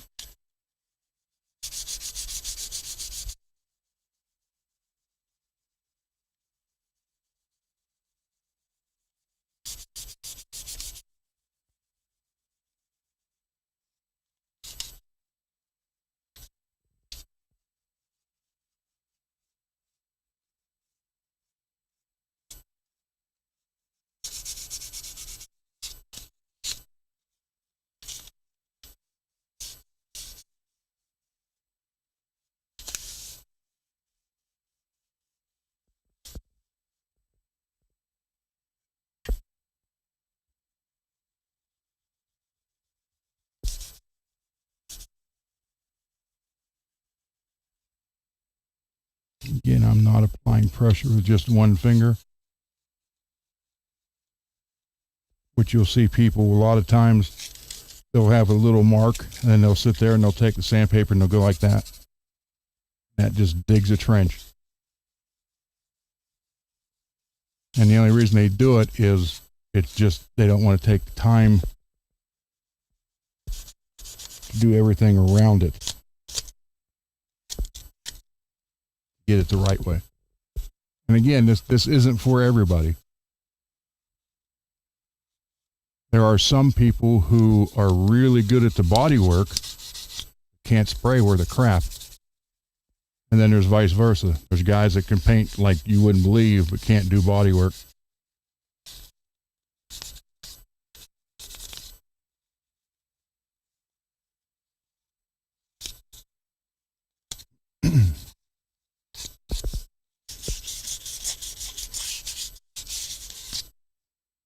All right.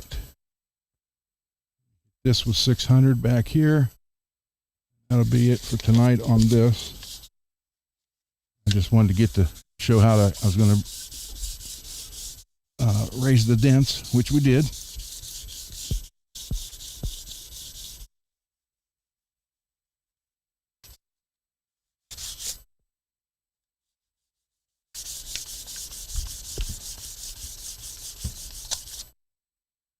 And it just looks like it's there, but it's not.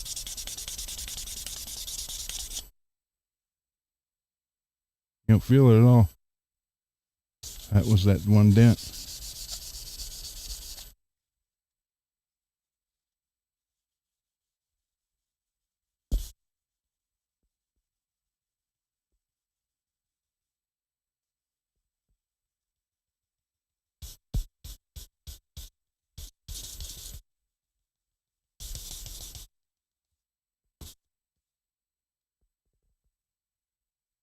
Okay. No dent. No dent.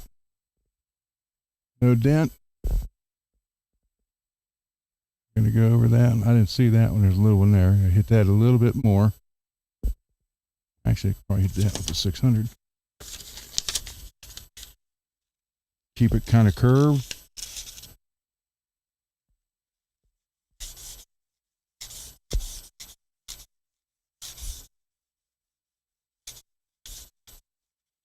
Not applying pressure actually to it. I'm running the whole paper, just let the paper on a curve do it.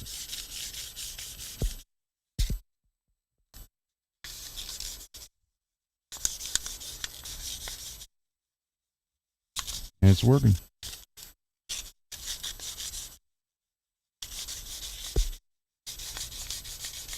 It's just not as quick if I sit there and go like that. But that creates more problems.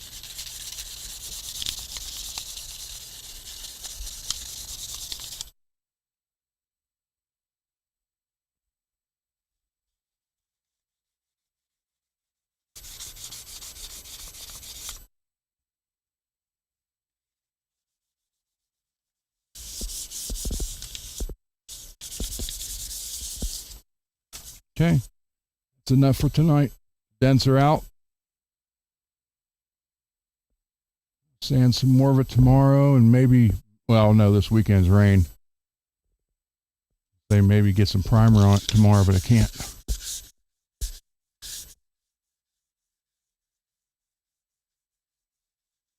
But these spots back here, you see them really good here. I don't want to take any more down because it'll get it down to the actual bare grain. So when I prime all that, I'll take that green glaze and just do the whole bottom. Take care of all that, then block sand it, and you'll never know those were ever there. Look at my shirt.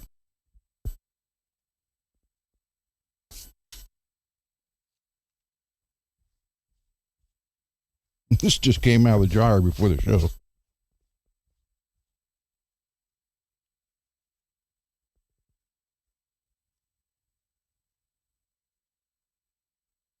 Go over tomorrow.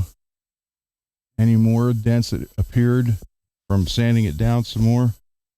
If they can be steamed out, I'll do that.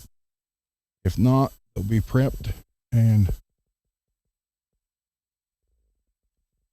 primed and filled. I'm just surprised that one. That was the biggest one right there. It went right across that.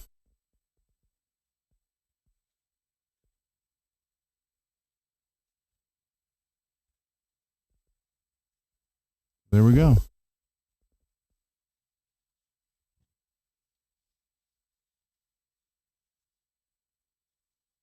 400, there's 600. It's out of the way.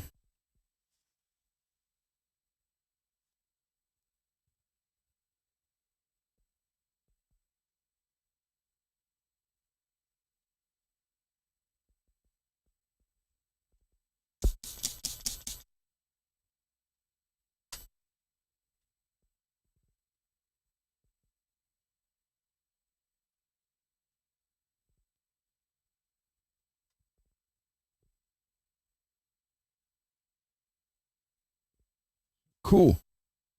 We're getting there, Marshall.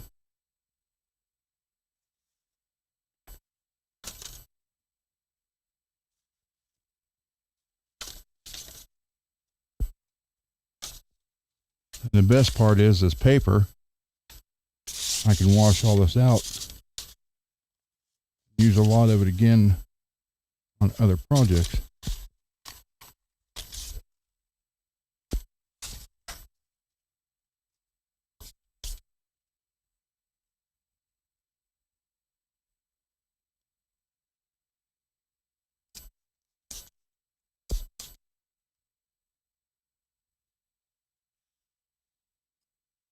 Can't stand a dirty bench.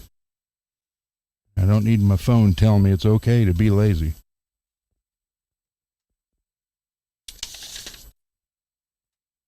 Here's the checklist.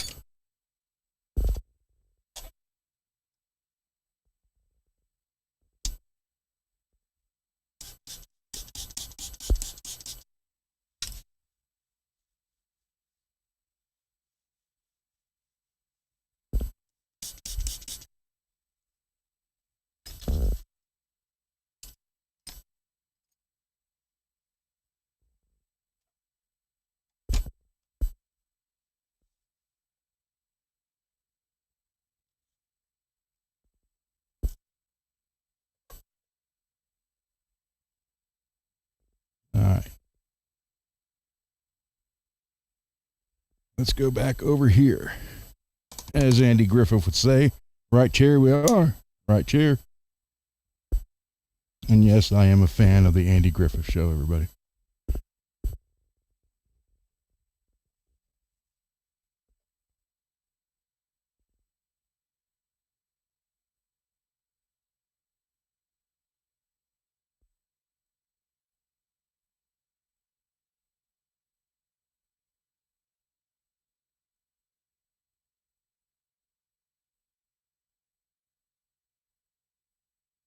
On.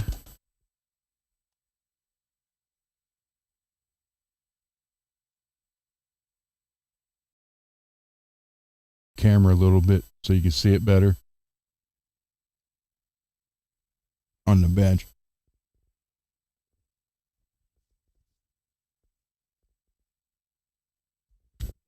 All right.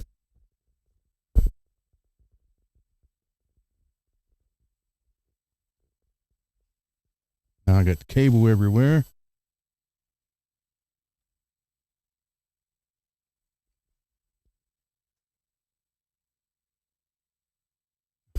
No thanks needed, Marshall. We're not done yet. But I do I do love doing it this way where whoever owns whatever guitar I'm working on, whoever owns it gets to actually see it being worked on.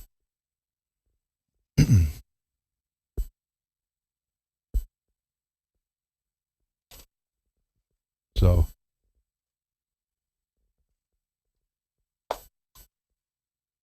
I even had the tan and black strap to match. Never thought I'd ever have to use that strap because I didn't have a tan guitar. David, now I do. Thank you.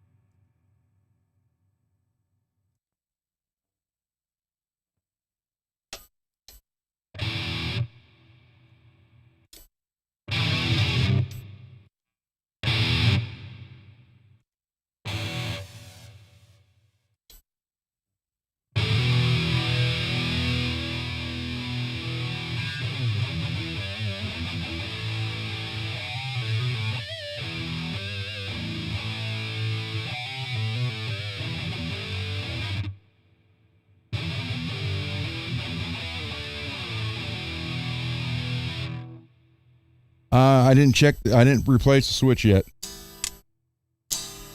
as you can see. This is one of those cheap Temu pickups that Puppy sent me, and I can't remember what, $10 or $12, something like that. That's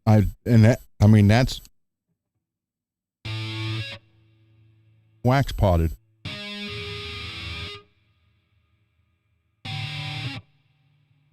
Check. So.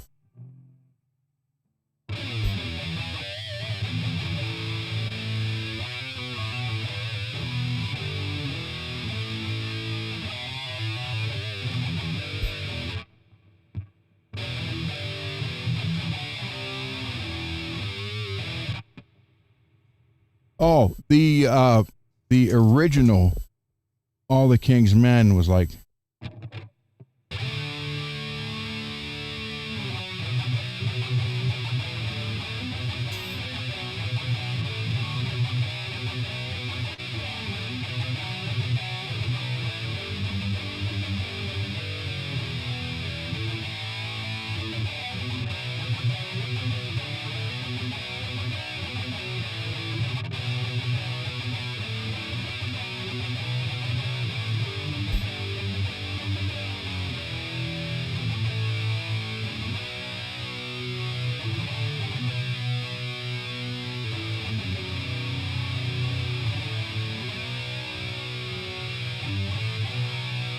the original one went like that. So I said that's how we had to do it. The singer we had at the time, but how it is now is how I wanted it. But he couldn't do it that way.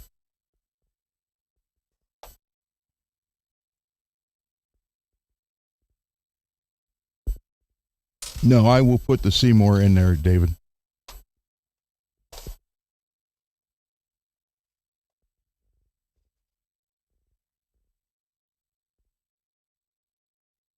What? The Floyd 1000 post won't fit in the bushings that are installed for the Floyd. Then they're not Floyd bushings to begin with, because Floyd's, the 1000 special, is all the same threads.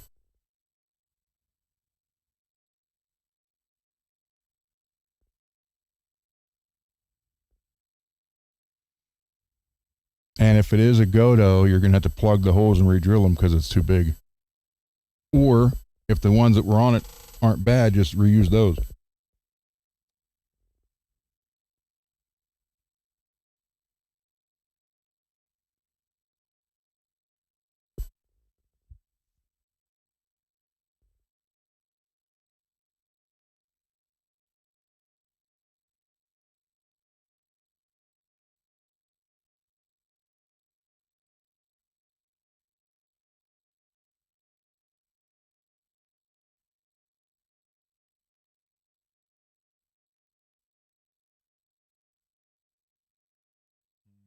The Jackson trim.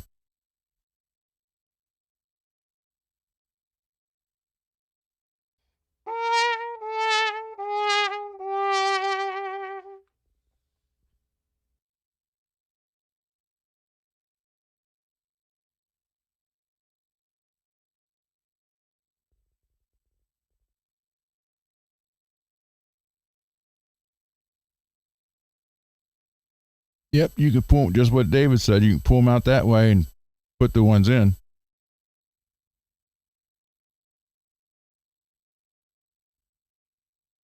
Julian, yes, you are correct. Actually, when I was a kid, I was ambidextrous. I could write with both hands, didn't matter. And then what I would do is I'd do my homework, and I had to do one hand, then would switch to the right hand. It looked like two different people. And my teachers accused me of getting people to finish my homework for me, even though I would sit there and show them, hey, look, here it is, writing it together. They made me choose, so I just used my left hand to write and to eat with, or my left hand, and then like throw baseball, football, everything else right-handed.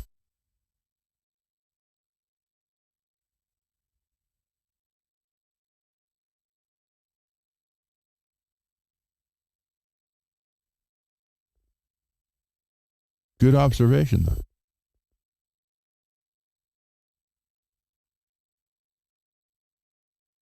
I mean, if I go up to like a grease board or a chalkboard, it's identical.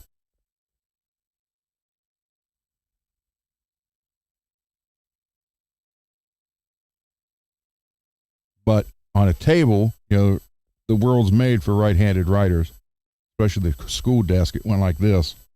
I always had to turn my paper left hand this way, completely sideways and right.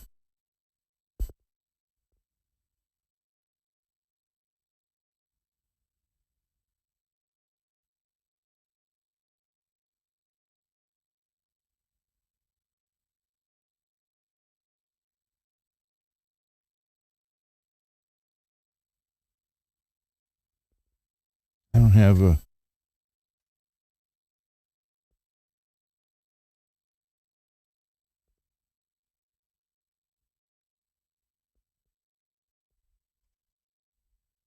But it's like identical.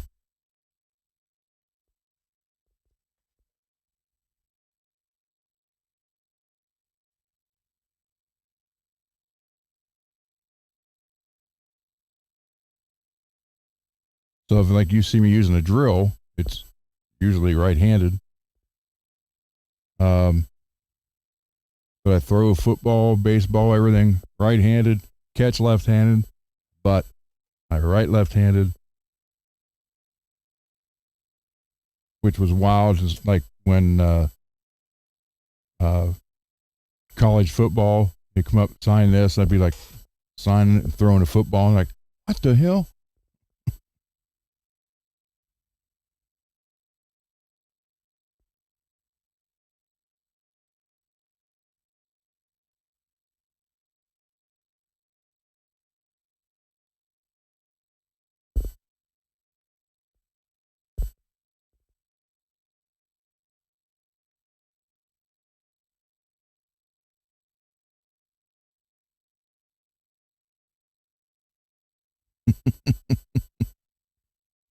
Well, it was funny because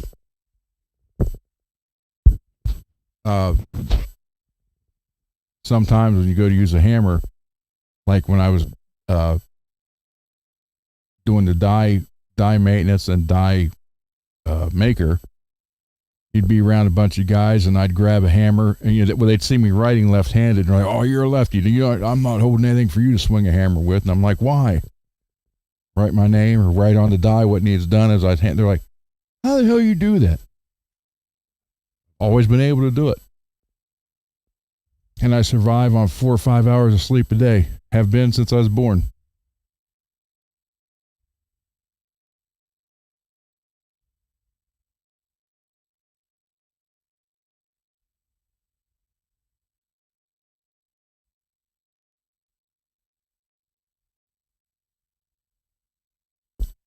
I mean, to me, it's normal.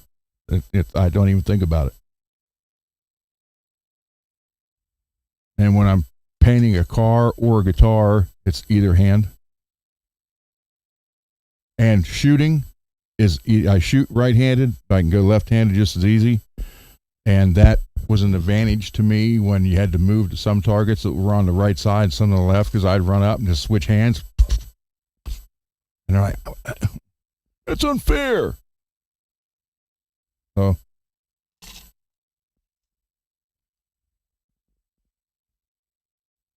I can't help it, man. Born that way.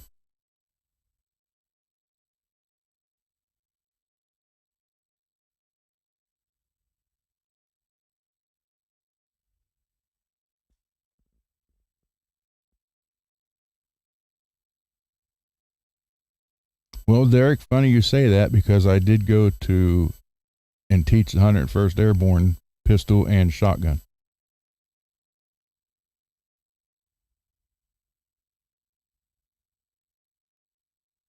Shoot a bow, either hand, don't matter.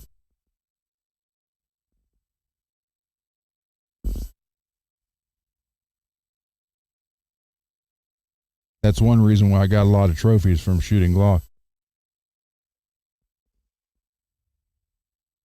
Because, guys would be, right-handed guys have to shoot around left hand the target. It was like, I'm just like, bam, bam.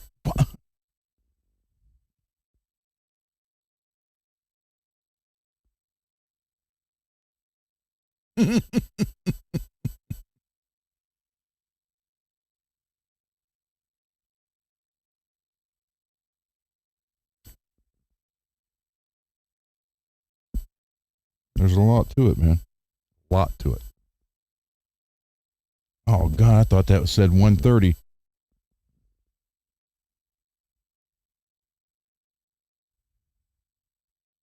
I tell you guys, my mom was just telling my daughter about it today. Like when I had that accident, fell off the car.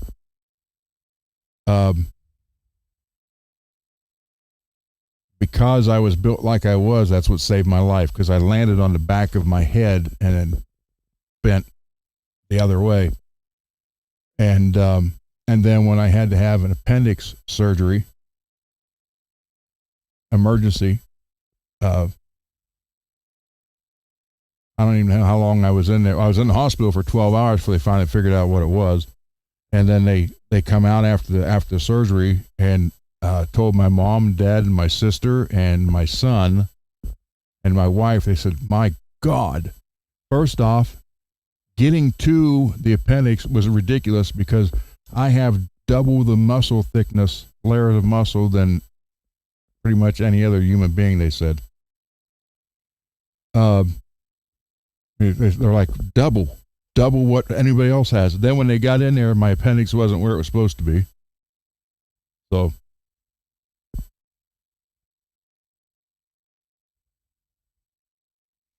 Yeah, I know that, Derek, and I trained some of them. So,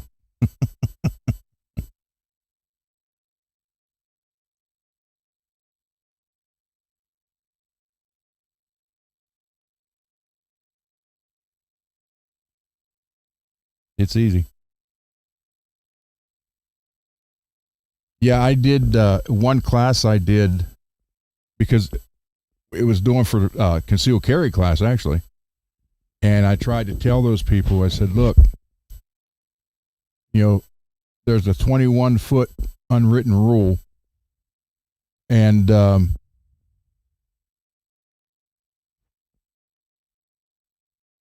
was like, how many seconds do you have at 21 foot someone come at you? 4 or 5. Okay. Less than 2. So I told him, I said, here, the basic concealed carry is learn what the weapon is, learn the parts of it, learn how to clean it, and sign a certificate and go. And that's not it. I would never do that. I always made them do twice as much as needed to be. And so it was, I was like, muscle memory is a big thing, and that you only get that from repetition. I said, you're not always going to be able to sit there and have the time to go, oh, wait, hold still, sight it in and good to go, and then pull the trigger. I said, if it happens on the street, you'll already be shot by then. Well, what do you mean? I said, you're not going to, I said, you're going to have to learn to shoot from here. So I showed him that. And then I said, and your muscle memory. So we were standing there. I was standing sideways. The targets were right here. And it had the ballistic curtain. It was an indoor range. AR 500 steel, big trap, water trap back, real thick ballistic curtain with targets on them. They were like right here. Literally, I could touch them. There's like 6 or 7 of them. I said, muscle memory. I said, I just went like that and grabbed the gun and shot it at the wall, at the target. And they're like, oh, okay. I said, okay, really? Bam. And did it again. And I swear to God, I put the bullet in pretty much the same hole, just a little bit bigger. They're just like, what? I said, muscle memory. Well, and I said, and you can't get that from shooting 100 shots either. I said, we're talking thousands of shots, hours and hours.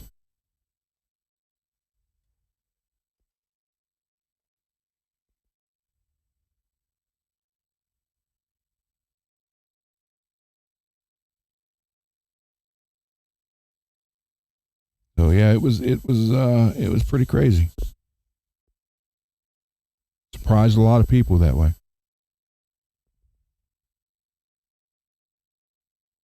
I'll have to dig the trophies out someday. Most of them are first place. Rest of them are second. I think I only have 1/3.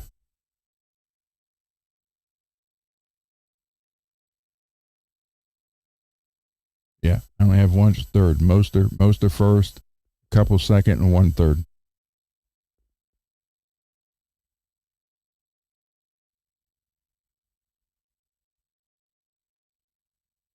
Matter of fact, let me look over here for a second, real quick. I'm trying to think where my sponsored shooting shirt is.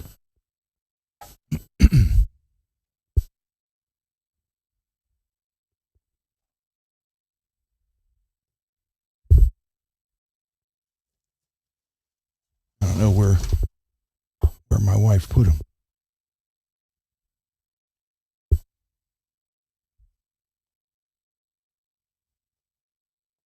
There's my Ranger boat one. My Kuma fishing. Okay, it's not there. It's over here. But she's like, you don't do it anymore. I'm going to get rid of them. I'm like, no, you're not. So I get my new knees and back. I may get back into it.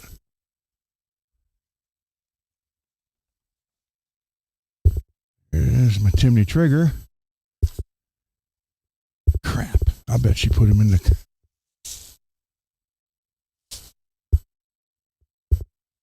Yep. She must have folded them up and put them in one of the bins. God dang it.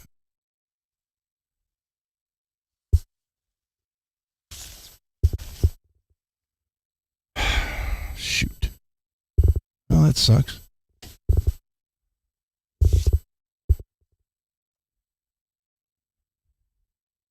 Unless it's in here. But I don't think so because it was on a hanger. I can show you. I think I can show you a photo of it. Here's my instructor shirt.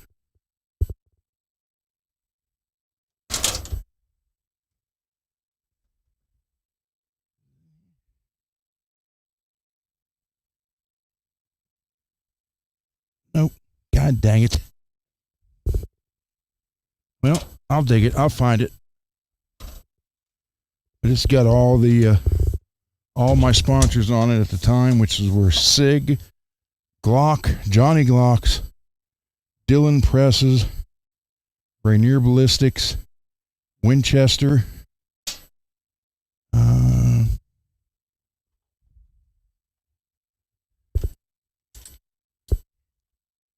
I think CTS, Red Dot Sights.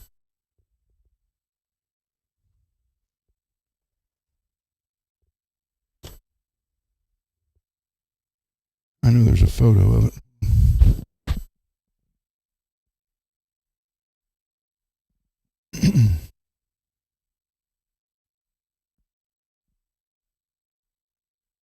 Collections, albums.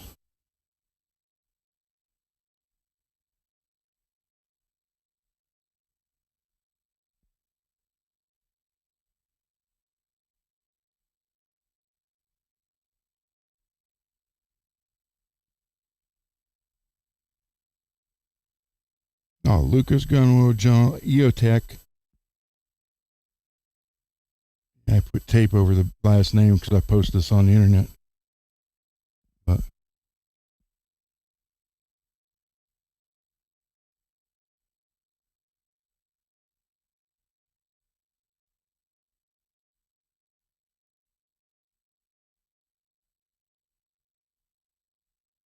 Glock, Rainier, Lucas Oil, Johnny Glock, Dillon Precision, Winchester, EOTech, IMR.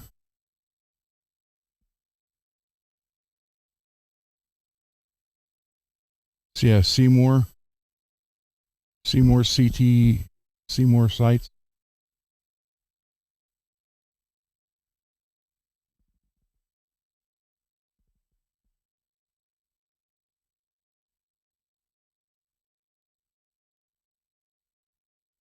Yeah, Sig had sent me all those stools.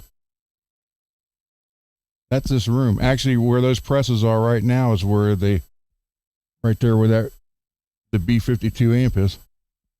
The cabinets.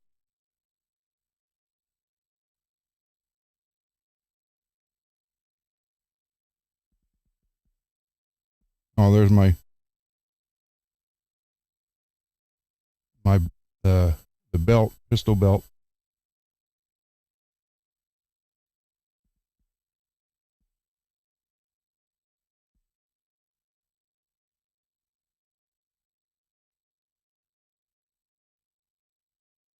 Sheriff.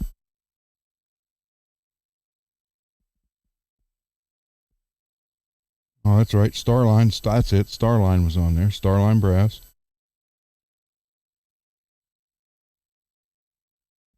Surefire. Starline banner. That's one of the rifles I built right there on the table.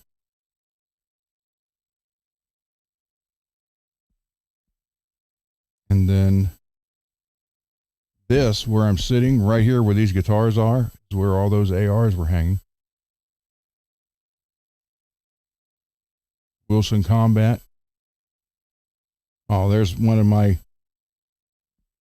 that frame thing right there. That's one of the first place for setting a stage record on a steel plate. Rack 6.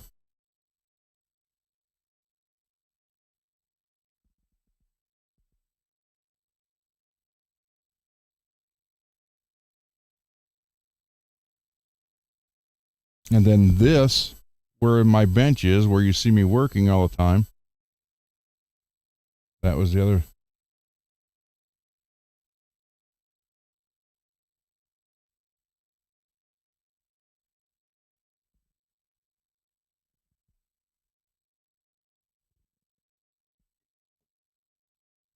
Good night, man.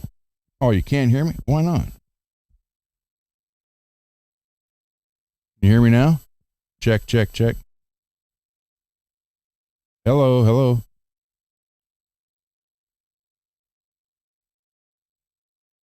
Oh, okay. I'm gonna say it's working. Yeah, that's where the guitar workbench is now, and all the stuff on the walls right there.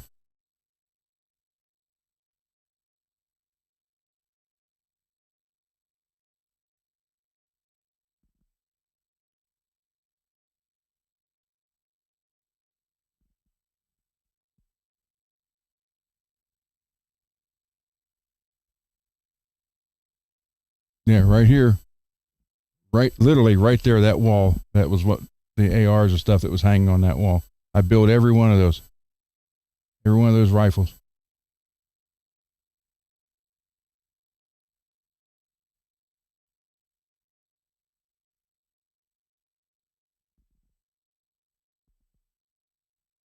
This was the Accutac rifle I made. Then the owner of Accutac tried to buy it off of me. I said, no, no, no, no, no, no. It said Accutac. I put it right. Come on, focus in.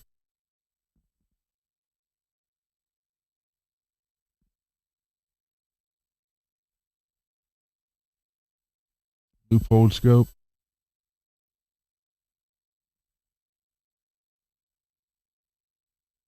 Because it's got the Accutac bipods on it. The bipods were $400 each.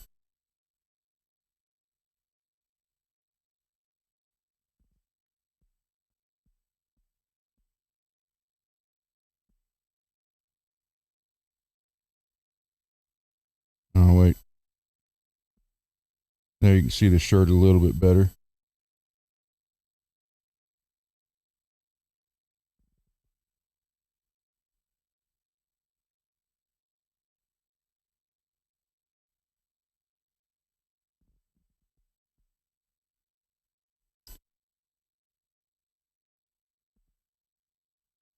Dillon Winchester IMR.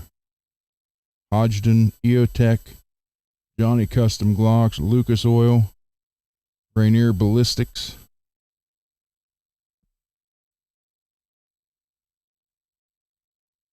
Yep. Oh, there's the Excalibur made me 2 custom barrels. This was the one for the Accutac rifle.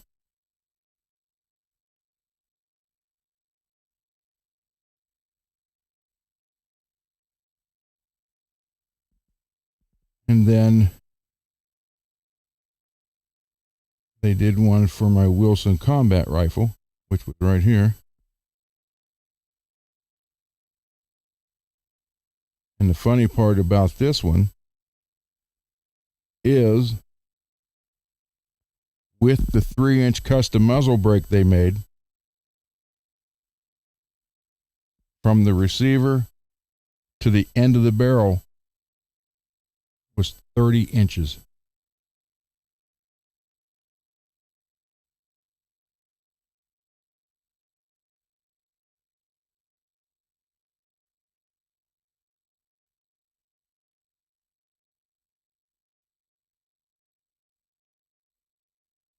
So it's actually the rifles together here, and look how long the barrel was. That was 30 inches.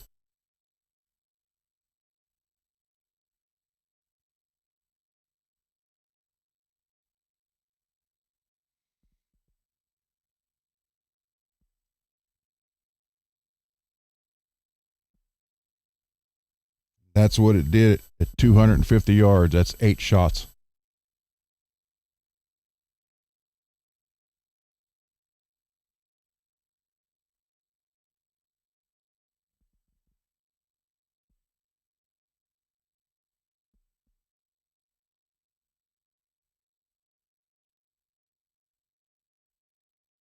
Yeah, this was one of my comp Glocks. It was actually the last one I got.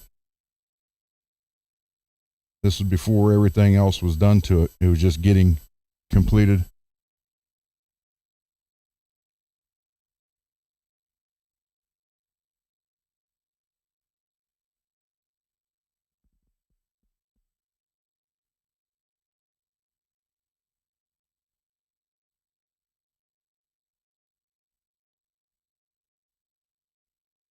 Now this room has been a beauty shop, a model room, a gun room, and now a guitar studio.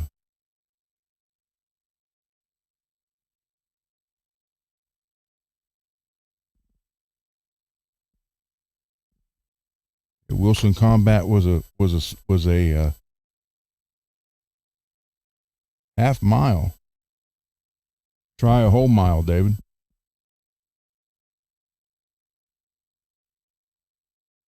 Milk jug at 1 mile.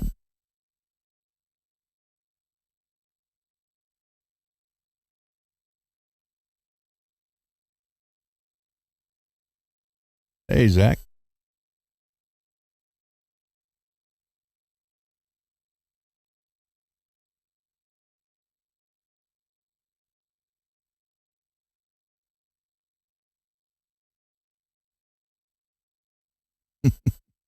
Well, you just take a milk jug, 1 gallon milk jug at 1 mile, and hitting it with a 223 and a 224, which is actually the same bullet. The casing's different though. They're like, can't do it. There it is.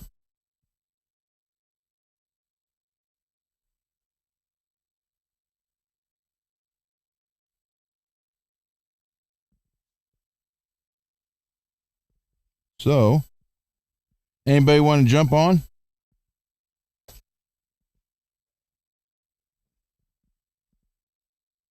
Go for another hour and a half.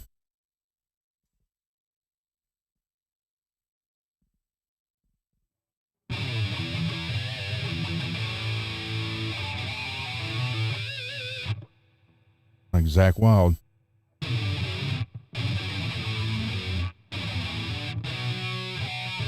How'd that go?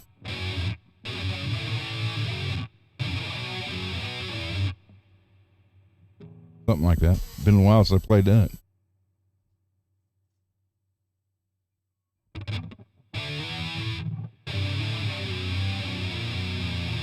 Now hear how much heavier that sounded than this? Okay. You got that.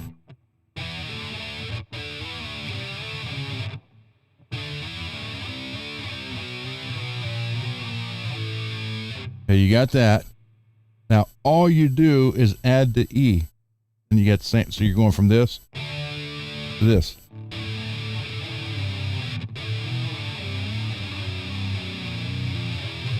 Then or ow, ow, that hurts. Transmitter's stuck in my hair.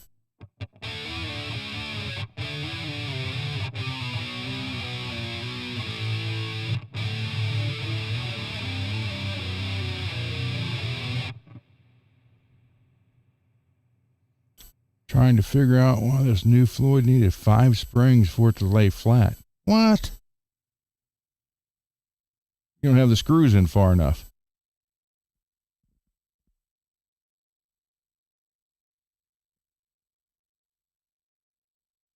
Exactly, Lewis. I've always done that.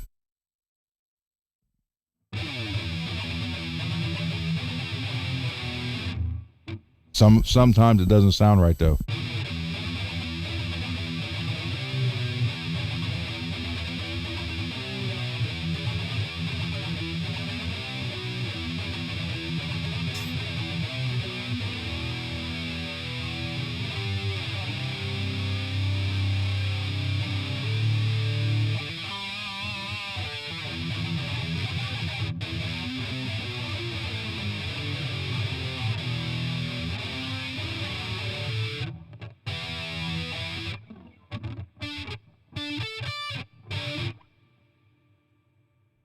I got different.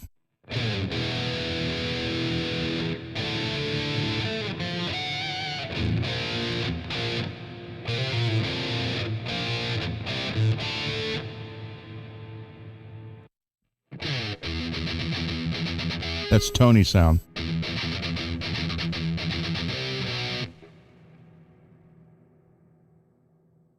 No, it shouldn't be. I got one in here and I only got 3. And I barely needed the middle one. The middle one is ultra low tension. And actually, now that I got more room here, I could probably take it out, run the claw in a little bit more.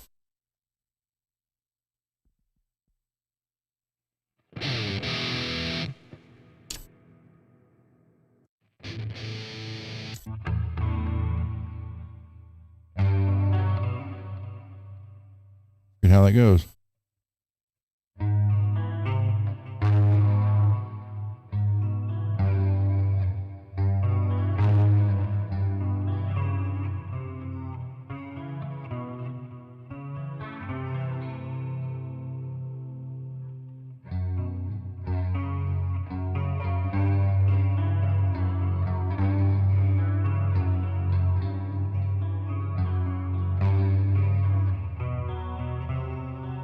I think that's how it goes.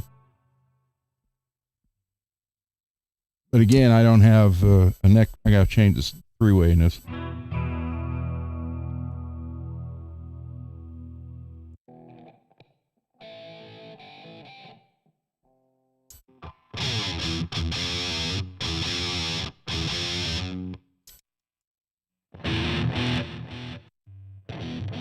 That's why I said you gotta build sections for each one.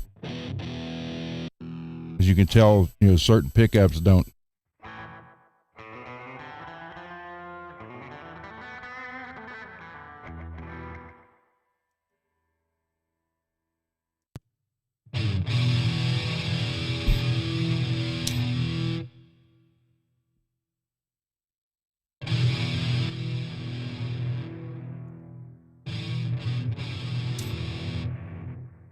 The heck?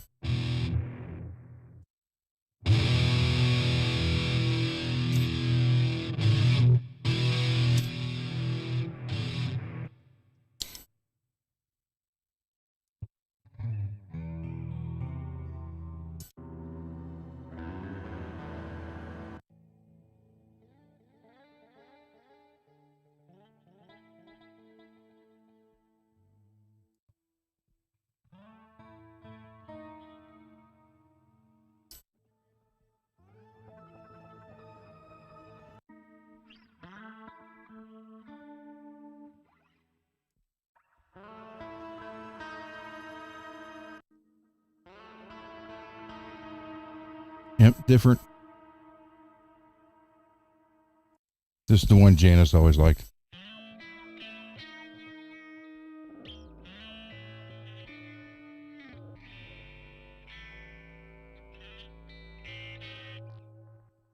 Crazy.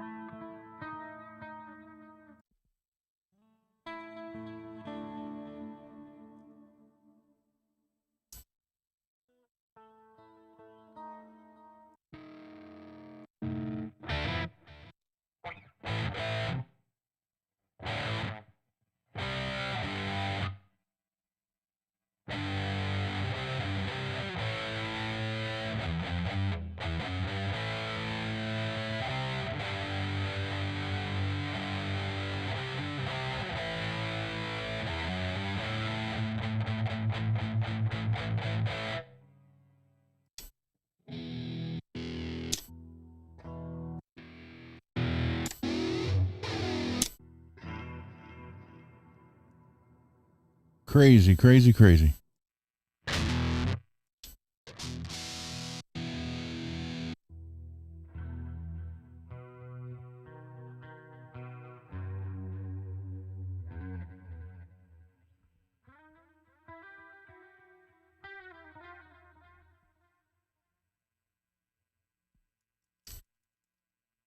It just, there's so many things you can do with this. It's crazy.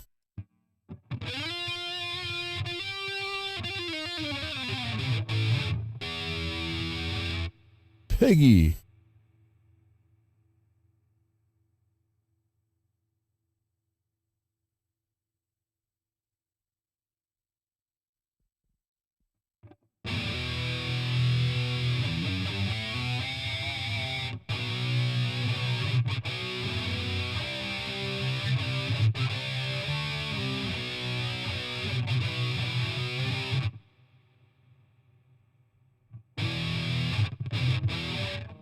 So, I mean, for an $11 pickup, I guess it's not that bad.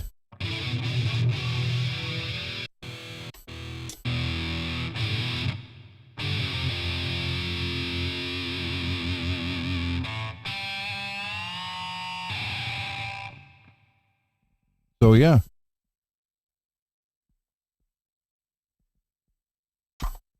Probably.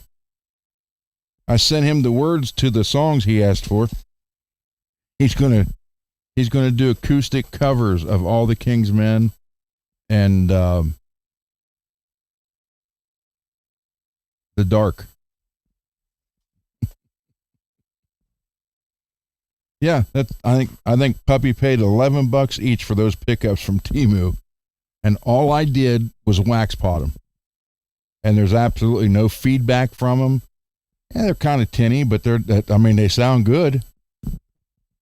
I could add bottom end into them on here, but I'm thinking instead of giving away all my Seymour Duncans like I did in the other guitars, get some of those, wax pot them, and put those in for the guitars that I give to people or ones I fix for them that don't work.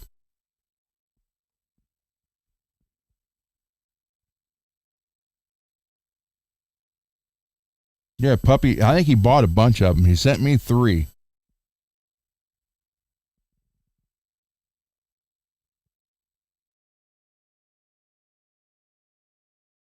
I know he said he has a couple more at least, and he wanted to send them to me for me to wax pot them for him.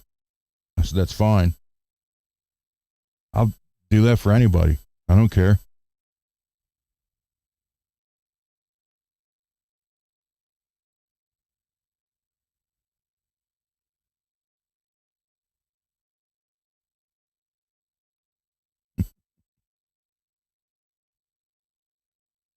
Men at work.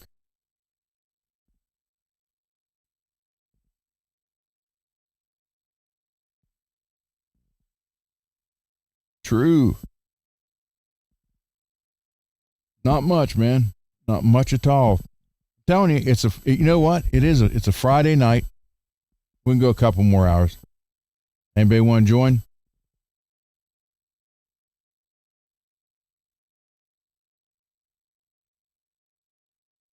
Uh-oh. Is it a vacation or a staycation? Or a workcation? Or just cation?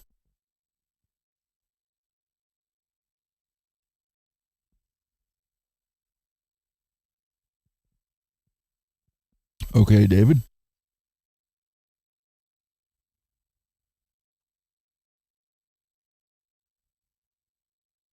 Anybody else? The forum is open.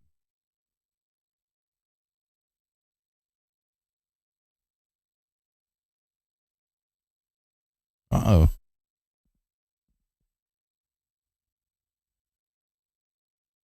Going to the Keys.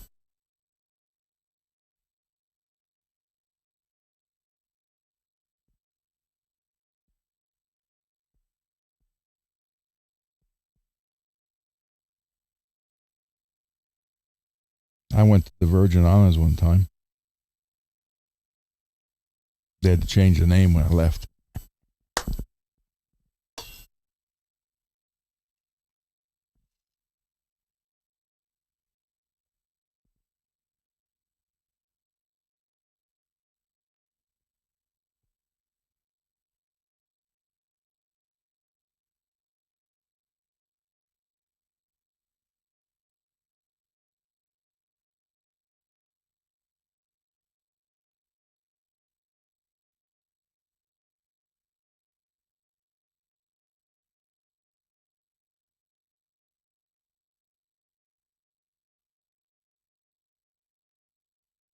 I mean, I was 20 years old, weightlifter, tan, went to the Virgin Islands.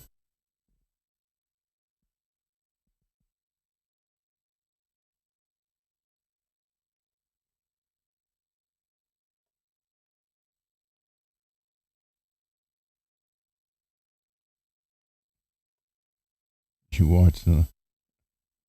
Well, was she even there or just in the chat but not paying attention? Because she ends up doing that a lot because she's there, but she's doing all kind of other stuff too. And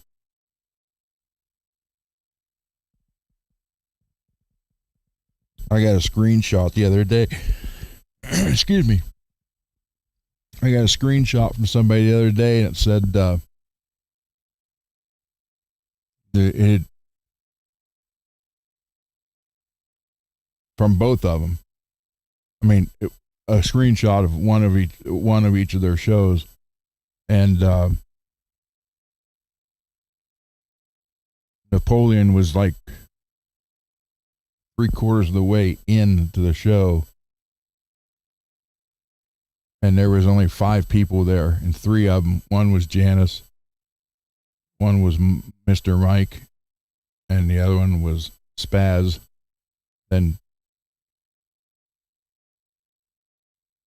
And then it was like 4 hours after the show had been posted, 4 hours, and had like 23 views.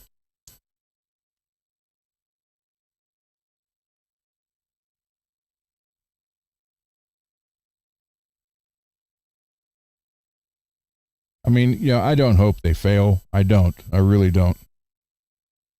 I just hope they learned their lesson. Can't treat people that way and expect it all to be fine from there on in. Because basically, what happened here with me and all you guys is what happened with the guys from Under the Bus. When those guys left, of course, I was always told there was no contact. They just left. When I found out that wasn't true, but he had blocked them, and they tried calling, and they even took screenshots saying that they tried to call because they knew he would say they didn't. And everybody who was in the chat left Napoleon and went with the Under the Bus guys, which is exactly what you guys did here with me, and I appreciate that very much.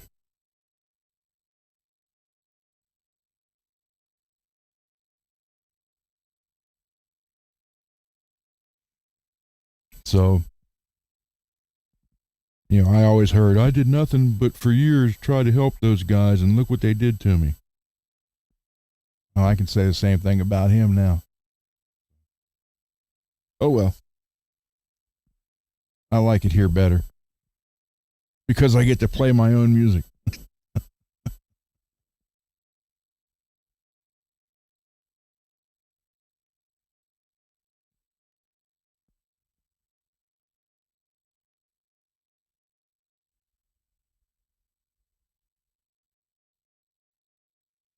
You don't want that guitar there. You'd have to have it, the neck sanitized.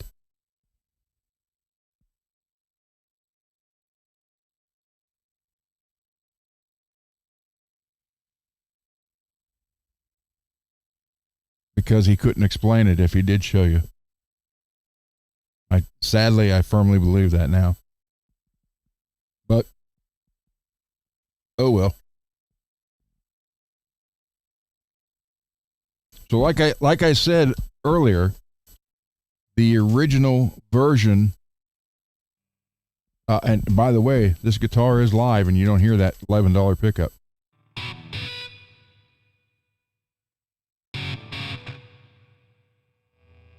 There you do. Huh? Not anymore.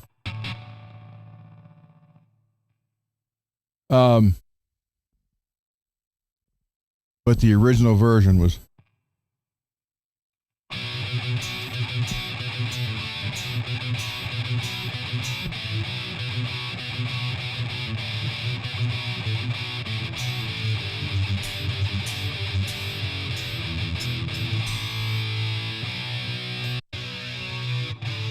Yeah, see, I'd have to build a.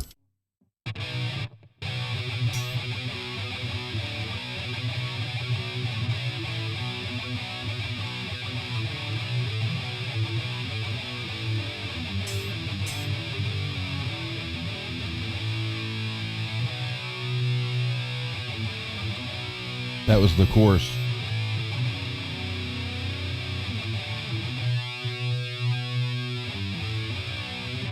So that was the original version, which ended up sounding more like a Dio type riff because the singer that they gave us, the record company gave us, couldn't do it any other way. And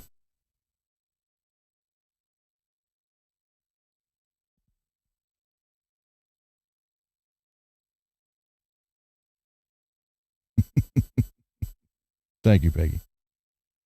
So that's why that's why I decided to redo it. Same words. But this is what I initially, I originally had for the whole thing. He just couldn't sing this like the way I wanted it. So.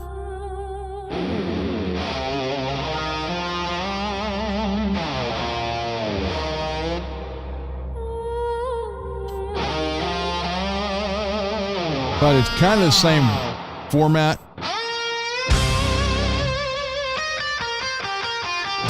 Just a little heavier.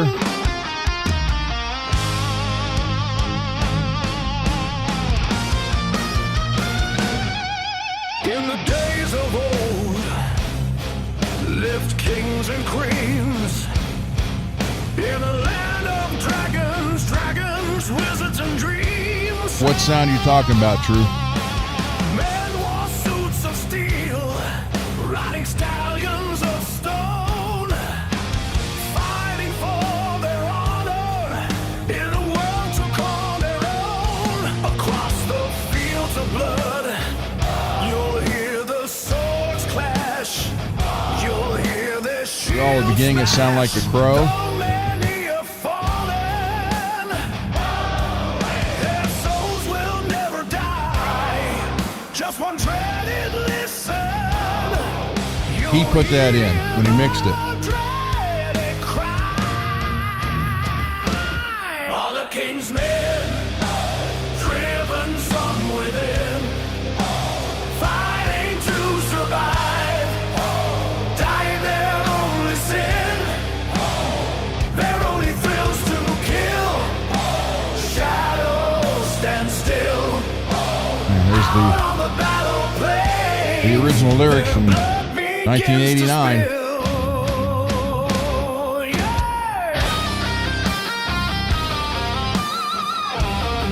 Dang it.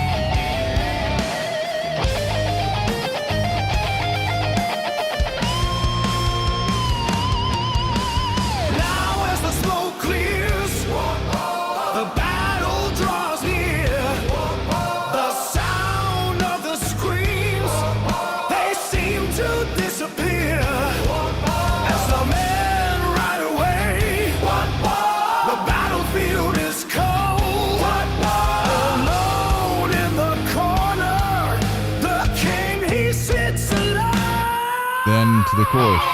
All the king's men, driven from within, fighting to survive, dying their only sin, their only thrills to kill. Shadows stand still, out on the battle plains, their blood begins to spill.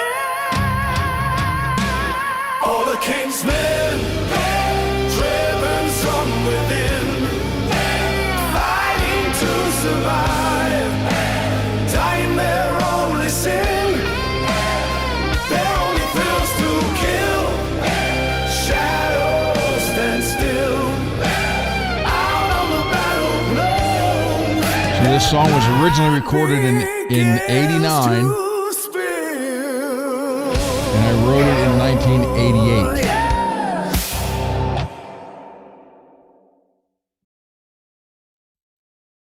And that's how I want it to be, but this guy right there in the middle couldn't sound like that. So changed it to what the Dio-ish sounding thing, because the whole knights in shining armor and all that stuff was all kind of Dio anyhow. But this is what I initially wanted. That's why I made sure that I redid this with Kevin singing, because had he been in the band at that time, that's what we would have had. But that first part that you're hearing right here, it's this that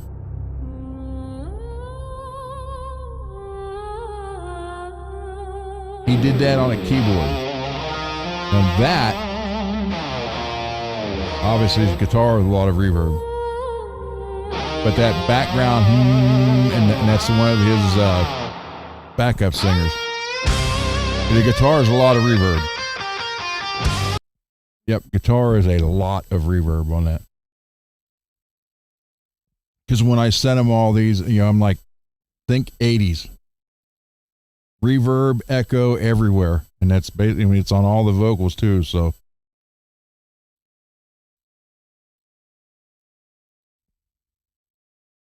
Yep, a lot of reverb.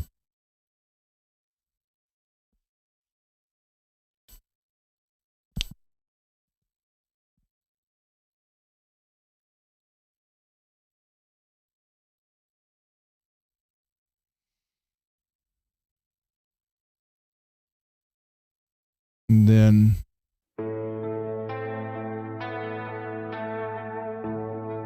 yes. Yeah, I just sent him the raw tracks.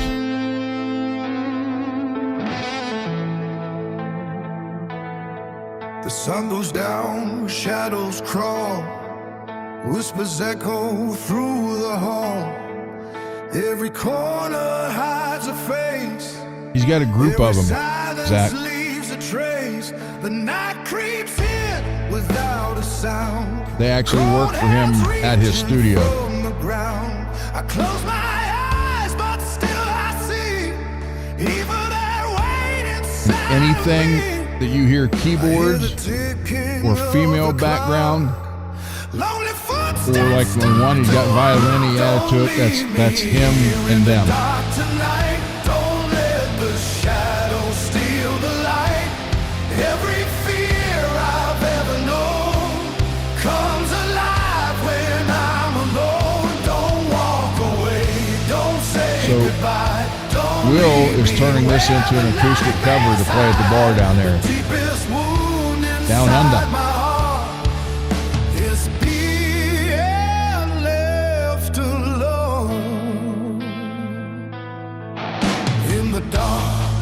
Stretches endlessly like a road But to misery. He like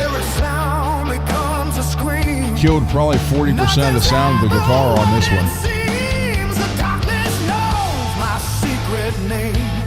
Feeds the panic, fans the flame. A prison made of fear and doubt. No way in and no way out. The walls are closing in again. A battle can never win. Don't leave me here in the dark tonight. Don't let the shadows steal the light. Every fear I've ever known comes alive when I'm alone. Don't walk Hey, when Dave was here, this was like probably 3 in the morning, and the whole 4 days he was here, we never got off of One Night Eternal, because he's like, you left that so open for bass. I'm like, well, I'm not a bass player. So he was.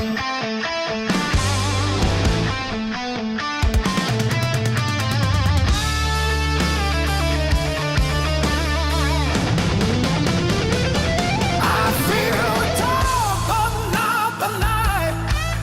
I'm losing my guiding light. The empty room, a silent air. Turn around and no one's there. The monster wasn't under my bed. He's the voice inside my head, saying everyone will leave. I'll have nothing left to keep.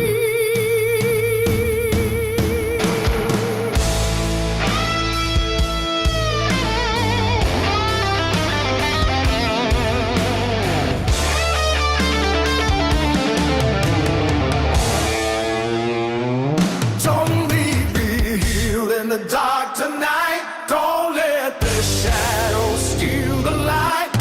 Every fear I've ever known comes alive when I'm alone. Don't walk away, don't say goodbye. Don't leave me where the nightmares hide. The deepest wound inside my heart is being left alone. Left alone in the dark.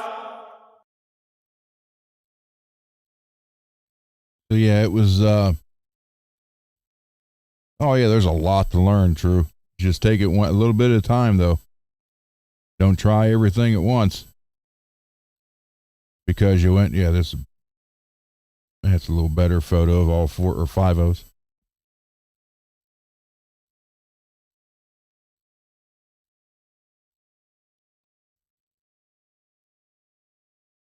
Yeah, don't try all at once, because what will happen is you'll get confused, frustrated, and then you'll end up giving up on it. Peggy, look at his burgers.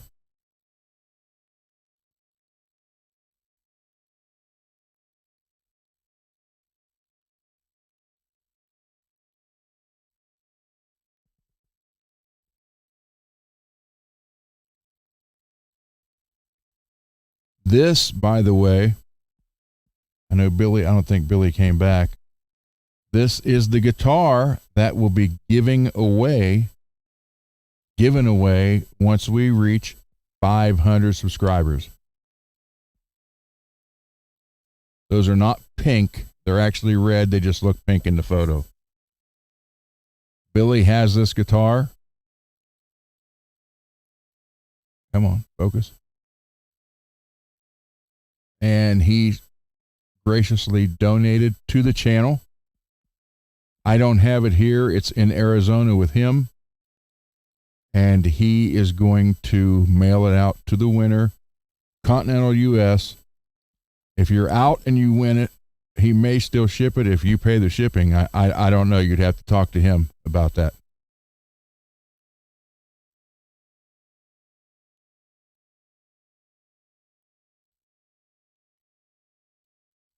There's the back of it.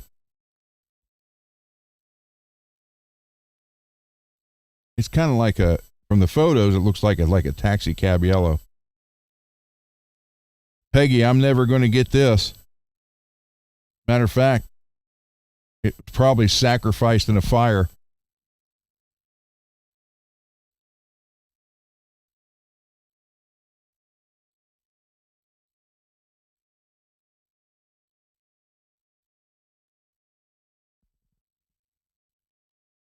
That might be the day everything crashed. They threw it in a fire.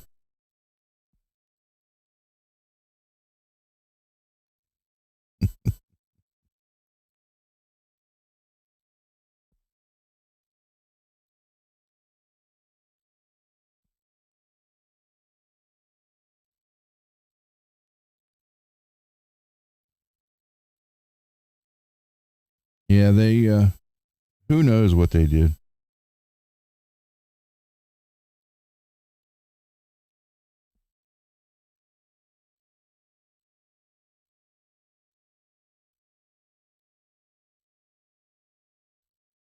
Hold on here. Well, this isn't a very good photo because it was of a from a newspaper from years ago.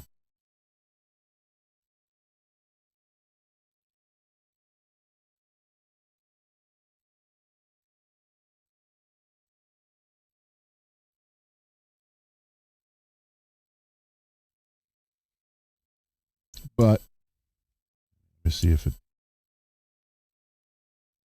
crop.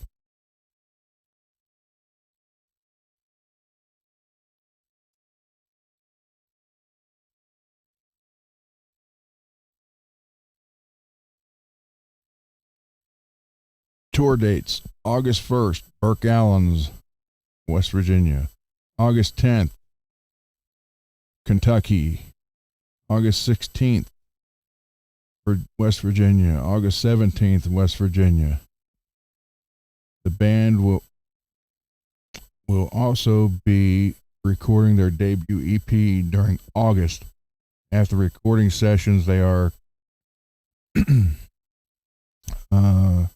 completed. They will be on the road in earnest September through December. The band will be touring in New York, New Jersey, Pennsylvania, Maryland, Virginia, West Virginia, Kentucky, Ohio, and Illinois.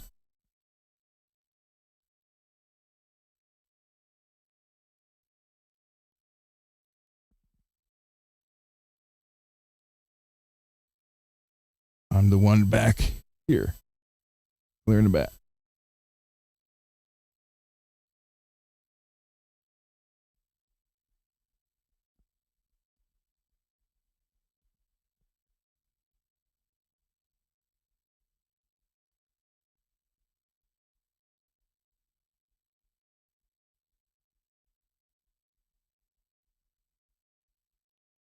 Yeah, tell me I messed this up on purpose.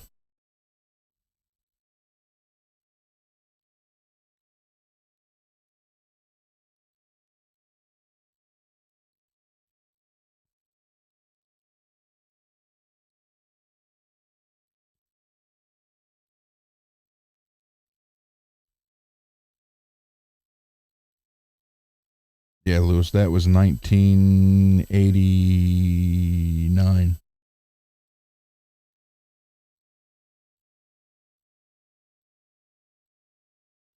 Oh, I was in a local.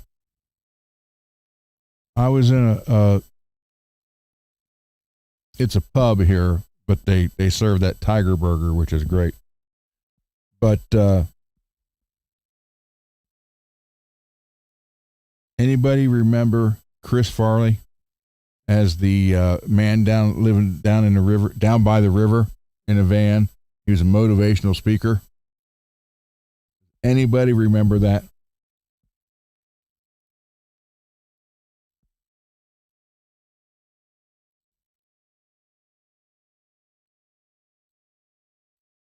Wow, there's that much of a delay here.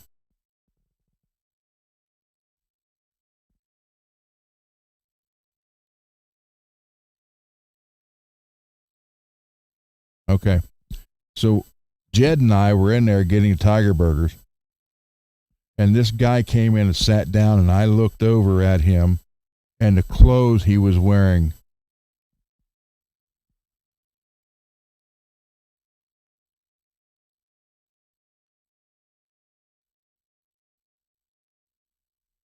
That's definitely motivational speaker right there.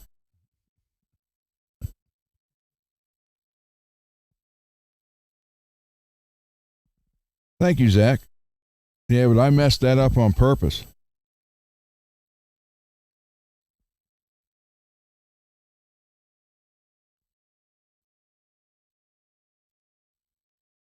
When it was in the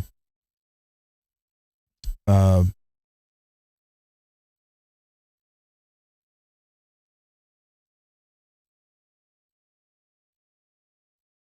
wait a minute.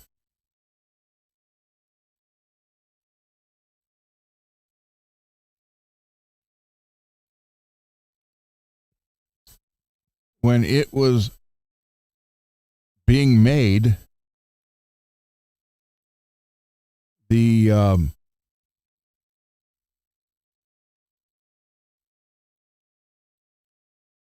the neck from the 12th fret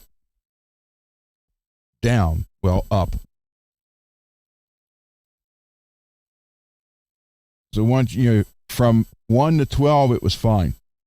From 12 up, there were like ripples, like it moved. Something wasn't right when it was CNC was doing the neck. So it had little ripples in it. So that's why I reshaped the neck to get rid of those. Redid the frets, reshaped the neck, and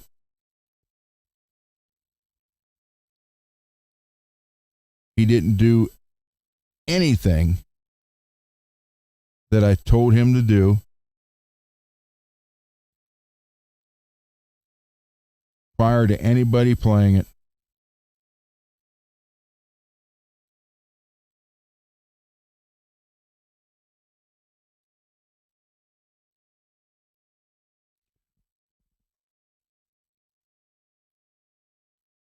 And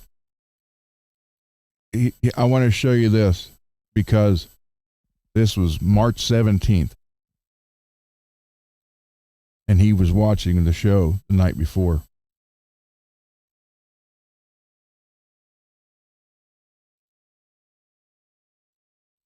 When he told me to get over feeling disrespected. David, are you here yet? Oh, yeah, you are. Hold on.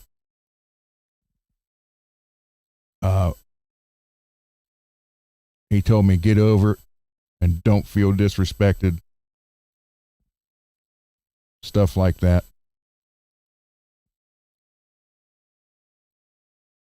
Tells me that on the phone, so I talked about it that night.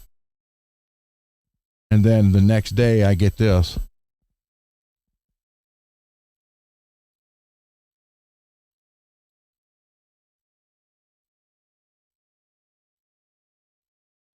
And I got this stuff every day. I just sent it to you. Um, I mean, I have, and he's like, hey, I'm saving all these chats and everything, so I have backup. And I said, okay, if you're doing it, I'm doing it. So look here. Screenshots of all of it. And like, uh,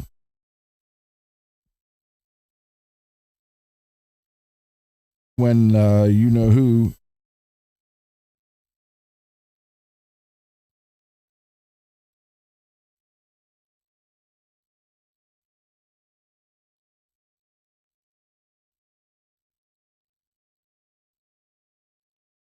wait a minute.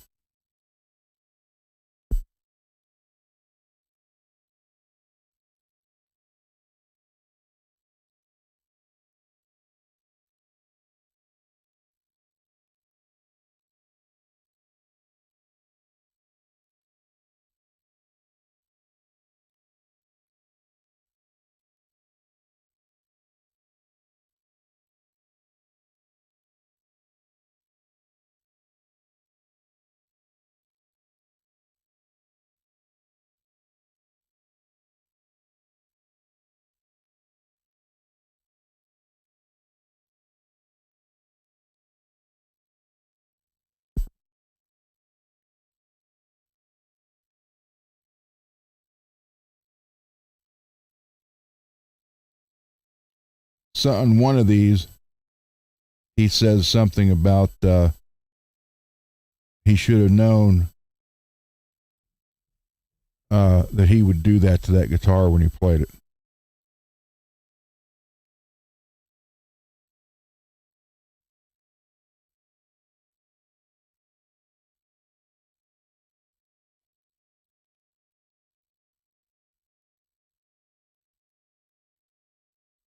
So yeah, the whole freaking thing was just, yeah, I can't. It's in here. There's more. Holy crap.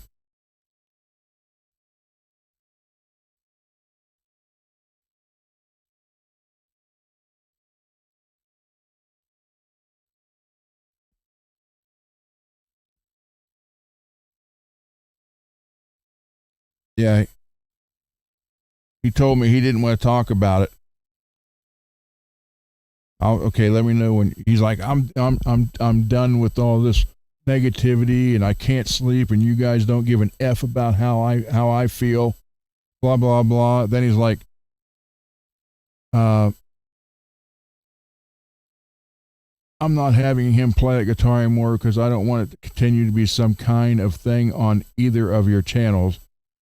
Anyways, I still haven't heard back from you, so I'm assuming you're just ignoring me. This is after he told me he didn't want to talk about it no more. Then it's like, Ron, last chance to prove you were ever a real friend. Like, why do I have to approve or prove anything? By the way, I want you to send me all the receipts, all the packing material that came with all the parts. Send me my stuff.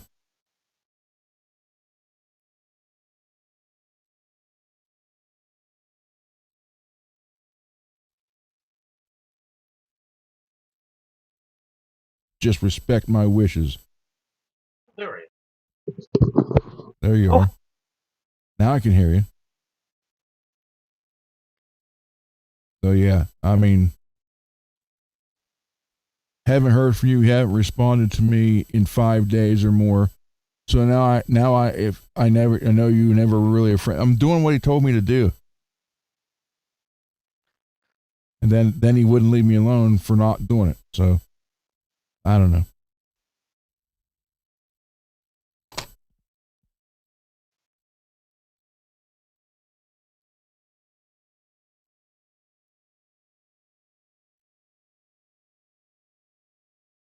I got banned from his chat from the other.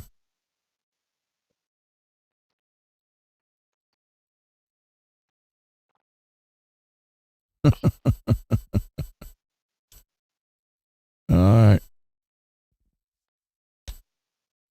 Try talking. See if we can hear you. I wasn't saying anything. Okay, we can hear you. I hear him. Do you guys hear him?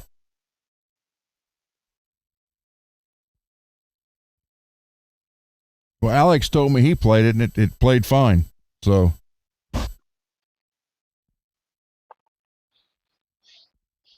there was just Napoleon had a agenda that day, and he took the opportunity to do it.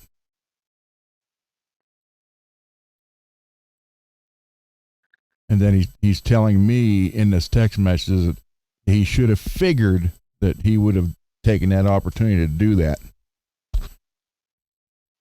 Then later on the phone and on the messages, he's telling me he didn't do anything wrong. You just pointed out. I said, you didn't do anything that I asked you to do. 20 minutes with that list nothing would have been wrong. Oh well. Matt, if you're listening later on, or if you're still here, I hope all is getting resolved. Hey, Will, did you get the emails? I sent you the words.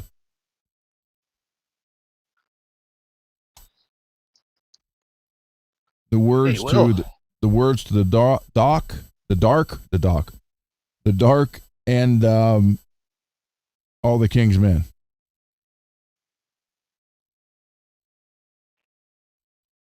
You want any other ones? Oh, okay. You haven't been home yet. All right.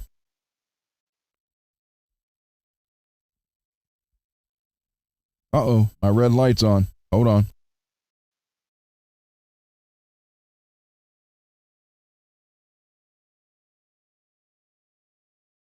Oh, for the headset. I was going to say, Garguts isn't here. You shouldn't be getting any video errors. No, it's the headset. This is still 2/3 full, but this is ready to croak out. And you only get one receiver, 2 transmitters, 1 receiver. I don't get it.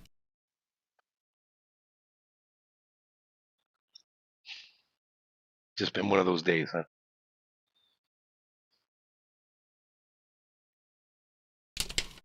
Now, if you want more, Will, just let me know. The only thing is, you got to play them here live, because we got to hear them. Derek, me too.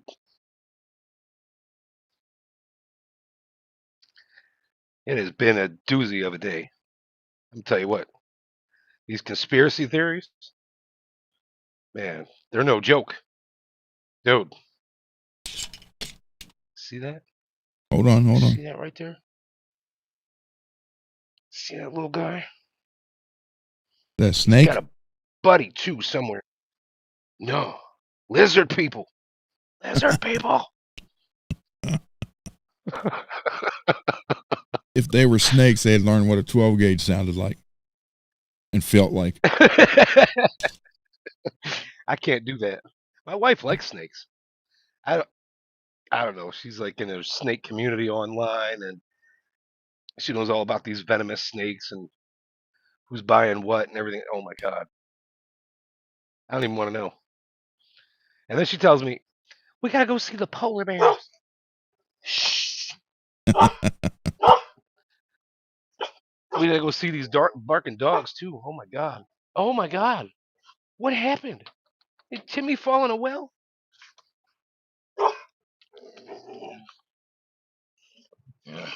What's the matter? Go get him. Oh, Jesus. Oh, we saw a squirrel on the fence line. Joe, I think she's gone. Or he, or whoever the hell. You know, one of them. Oh, my God. Joe. Shh. Joe, it's all over. Anybody else want to come on? No, really. Joe, come on. Door's open. Come on. Go on. All you gotta do Oh my is god. ring the doorbell. That was exciting. Little pig, let me in. Gotta sing the part.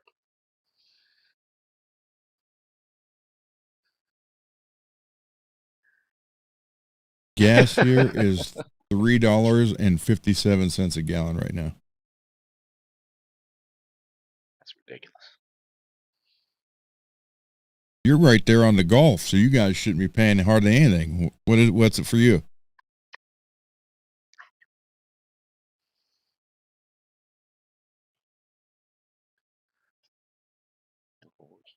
We got the piss stains out of her jammies today. So nice. What's David? What's gas a Yeah. gallon for you? I think it's 367.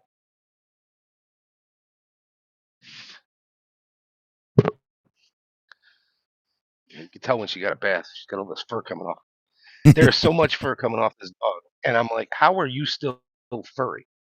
How is that possible? Oh my God. Chattanooga, 320. After she gets done laying down, she's got this fur outline.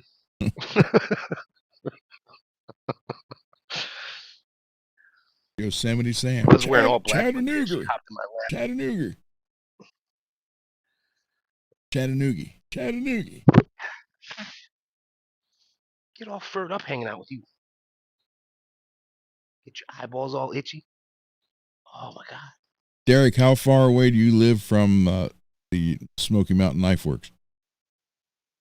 Which is, by the way, my first stop every time I go to Kentucky. Turn this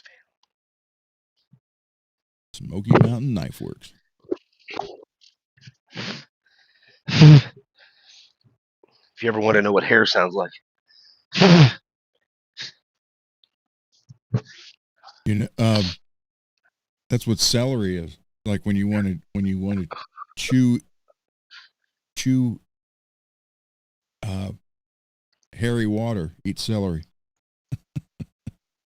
20 minutes with traffic. There you go. Cool. Next time I go down there, I'll meet you there. Hey, Uncle Raymond.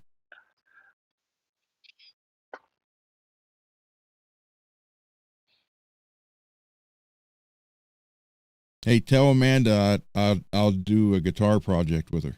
Paint job.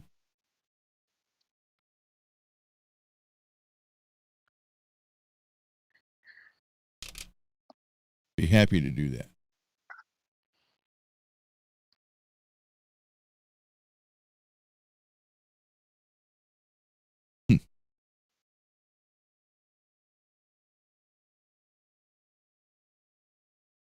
Oh, by the way, Derek and David, did you see what I sent you today from Reverb? Yes, Did either one of you buy it? I did not. Admittedly, though, I just saw it when I was trying to join. Ah. Derek, did you get it?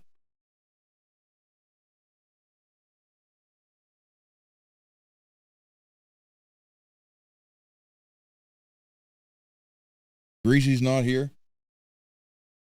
It was. It's probably $6 or so out there. Oh yeah, LA. Yeah, it's got to be expensive.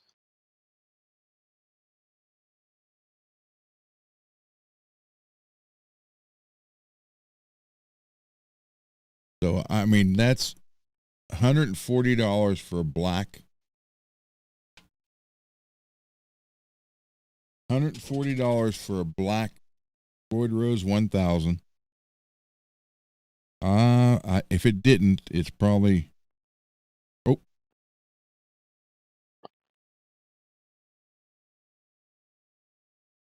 No, but the gold Charvel tuner sold for $39. 39. That's not a bad deal. Were they 2-pin or like Japanese made? 2-pin. I like those because they're 18-to-1 ratio, but they're not going to easily fit in every guitar. 2020s. I don't mind one pin, but when I got to do two, I'm always worried about screwing it. Get one that's crooked. Free shipping, $140.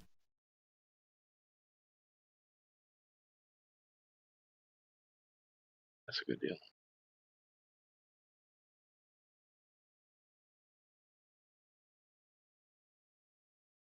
I bet that won't be here this time tomorrow.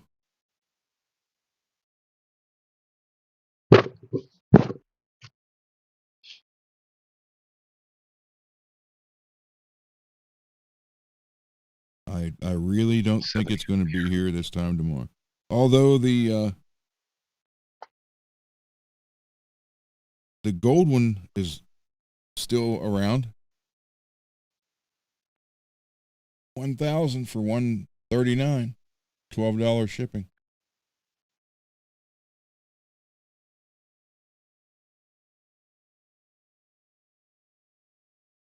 Man, they had that and the tuners for $200. A brand new 1,000 goes over $200.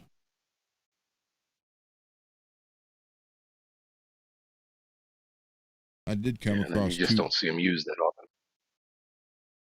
I did come across two bodies today I'd like to get. Kramer Pacer. Oh, yeah. That's the Kramer. Yep. Now, that's the Satchel, right? Because he was with Kramer for a while. No, that's not the Satchel. It's different one. This one. It's an unfinished basswood. Okay.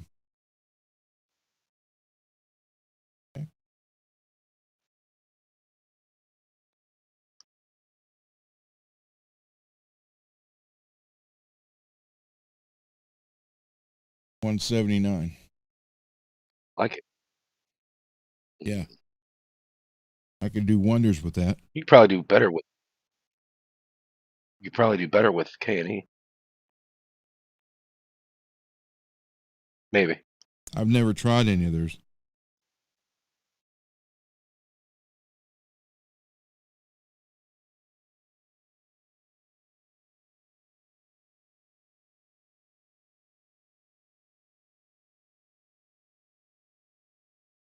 Wait a minute. No. True, I would not do that.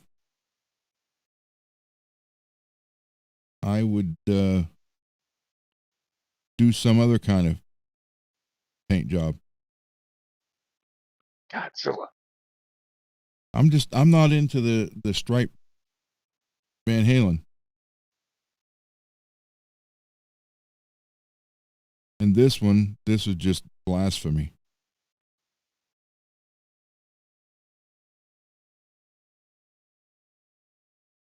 Is that a pink checker? Yes.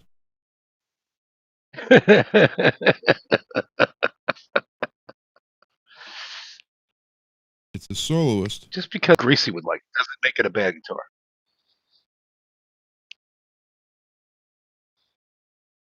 Yeah, true. I'm not big into the stripes. Never was.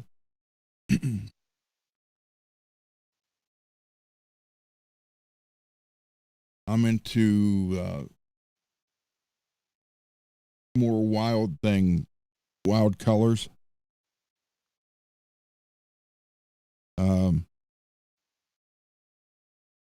Like I'm seeing a couple of the newer cars, 20, 26, 27 model cars that are some freaking killer colors. I got to go to the paint store and look through their color chart. See what's going on. I don't know if I like the heck is it? I've had this on here for a year, and I don't know why. I don't know if they only had one or they had more.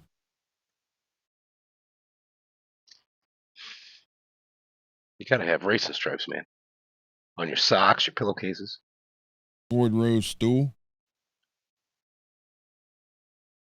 Says brand new. It was $100 now for $69.99 and $19.99 shipping. I've had this on here for a year. Racing on acid. Axie Labs. Okay, they got more. Axe Labs. I bought a lot of stuff from them. Oh, there's a Black Star. Fender. I got the Charvel one right there.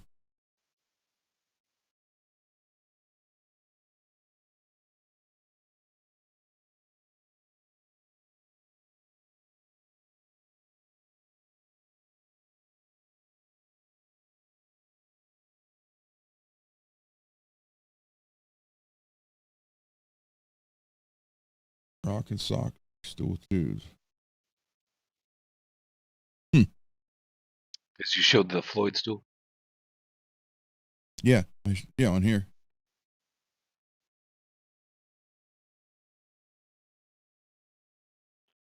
Right chair it is.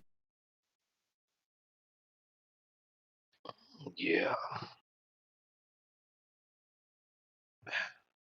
I told my wife, I said, anything Floyd Rose, just, Father's Day is coming up. She's like, you're not my dad. Well, you can tell our kids.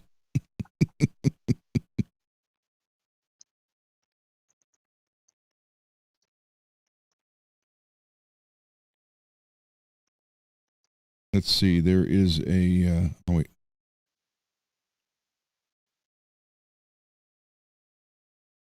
There's a chrome one.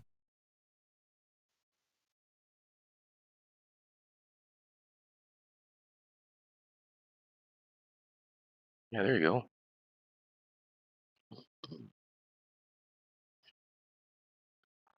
Yeah, I want, is that an 84? Oh, Floyd Rose limited edition 1984 tremolo system black. $329.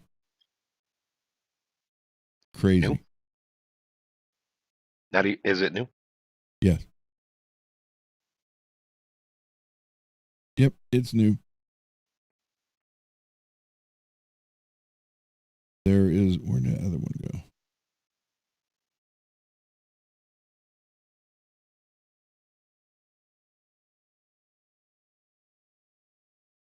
This one, I never saw this.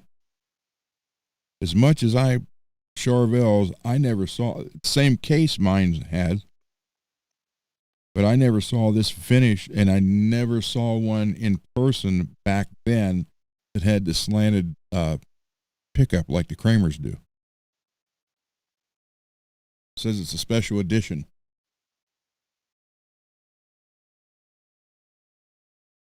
That's the exact same case all mine came in. I never had the chainsaw case.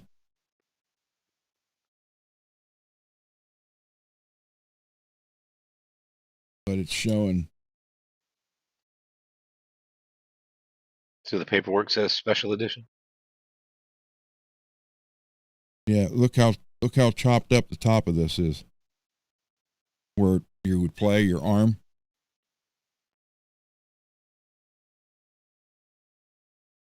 That's not glass. That's not glare. That's not glare. That's chops. That's chop. Hold on, if I can get it there. I have to do this.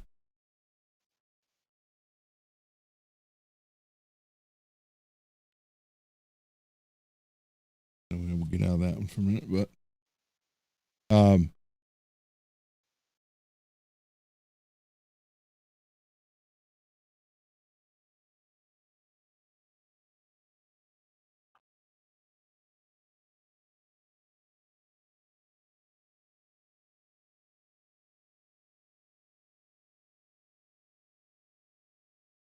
find.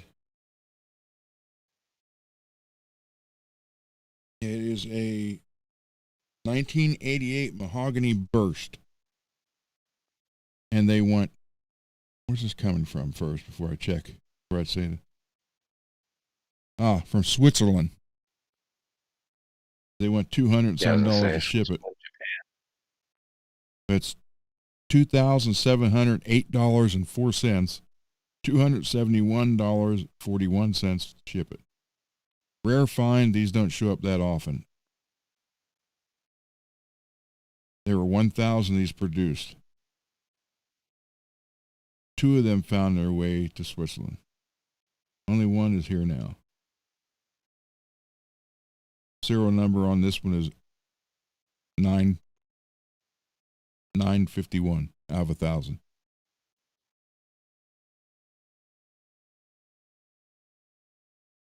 So it would be a cool guitar to have.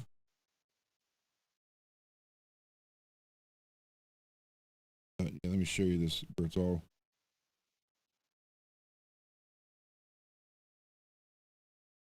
You could wind up with $500 in border fees, customs. I mean, that's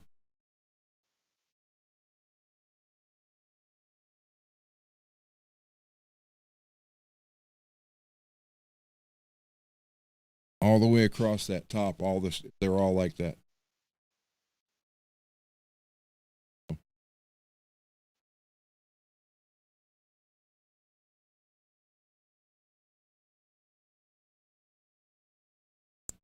I tried to take a good photo because somebody said something showing the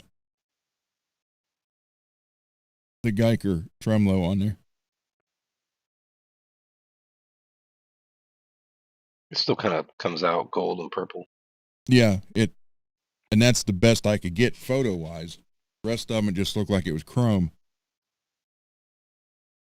So Did you? When we saw the bridge, you had it on the bench, and with that lighting, yeah, I got to come up with something just to shield the direct, just to diffuse that light so it doesn't wash everything out like it is. Because when I watched back some of the video, it's like, wow, that's awful bright.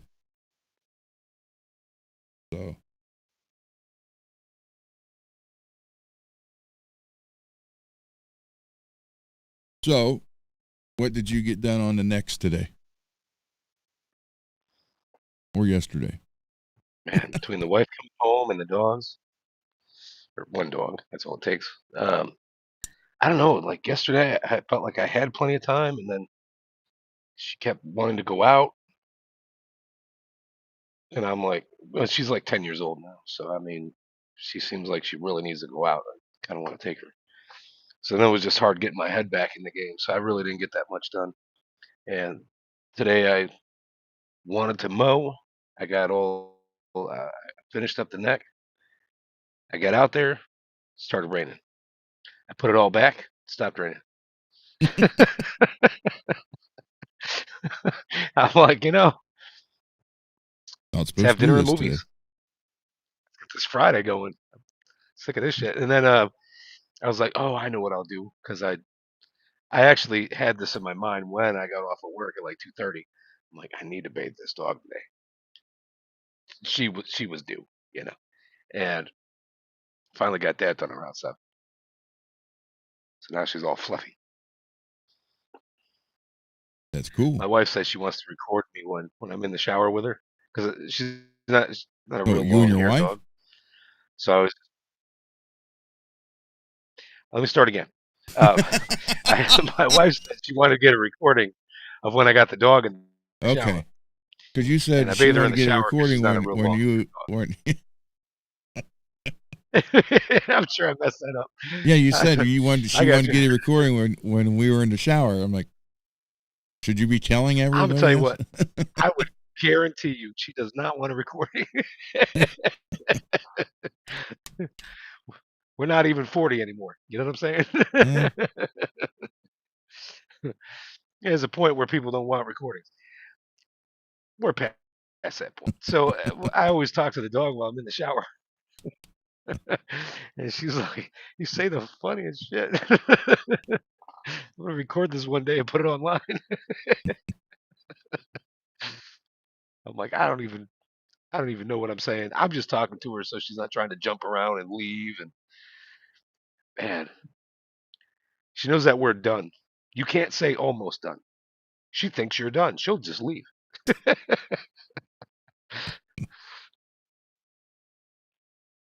Oh man. Do you what on that Jackson body? Do you have that in there? Yeah, yeah. I gotta blacken that up tomorrow. It's gonna get real dark. Does that one take a 22 or Like 24? they say, it's gotta get worse before it gets better, right? Yeah, I got you. There I gotta you wet go. sand it a bit. I'm gonna work on that tomorrow, and I'm gonna try to get the little bit more yellow because the graphic is up here, right? Mm-hmm. So I want to kind of get this orange closer to the rim, so it's like it's more yellow Hold on, around hold on. the Let me do this. actual sign, and I don't know. I'll work that out. Yeah, I'll work that out. But the graphics in there That probably can't 22 or see. 24 fret neck. 24, Good, because I have a couple but 24 neck. it's 2.25 wide, Okay. so wider than the other body I sent. But yeah, get some yellow up around in here. Just gotta wet sand it a bit, and it'll draw that yellow back out. But basically, it might be hard to see in the camera. Uh, I got the sides red, right? Okay. And what came out pretty good mostly was just a thin red going up around the edges, You can kind of see and the. You can then see to it a little. Yeah. ensure that red, Yeah. yeah, you see it a little bit, Mm-hmm. but to ensure it would kind of be red and not mess up my yellow, I put in some orange, right? So I just got to wet sand the orange just a little bit, so it'll have that good fade as opposed to looking like I used some kind of stencil or something. I don't know. I didn't. It's just I kind of wanted to have a natural flow instead of a line about it. You know what I mean? Just a little bit. Cool. But yeah, then I'll spray it black tomorrow, and we'll take bags and lift it up, redo it in a couple of spots because the black really starts to get involved in the paint. That's why I wait a week.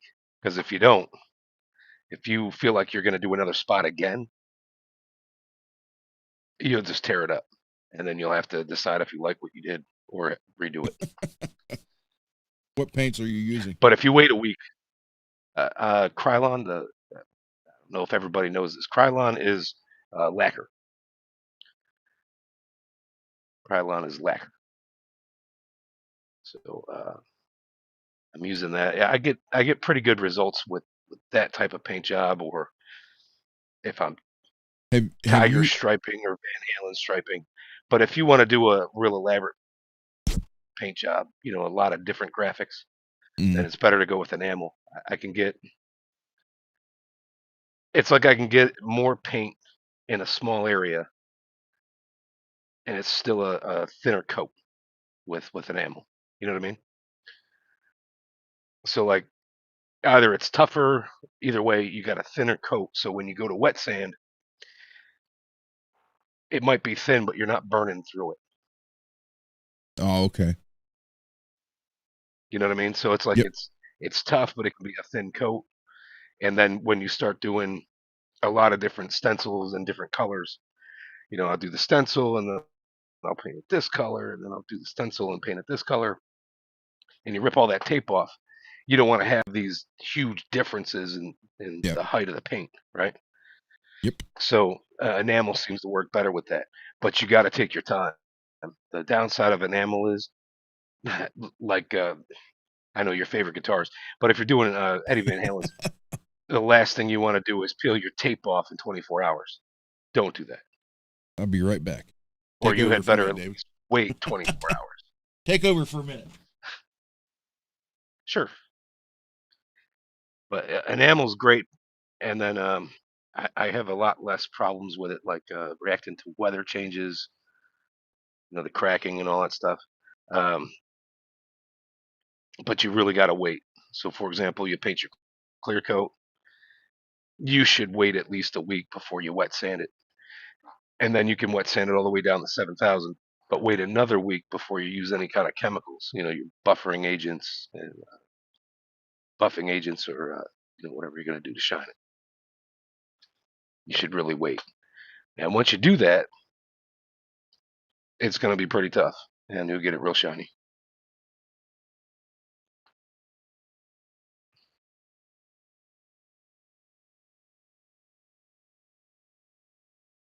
Just reading the chat. Russell said something. Does anybody have any paint questions I might be able to answer?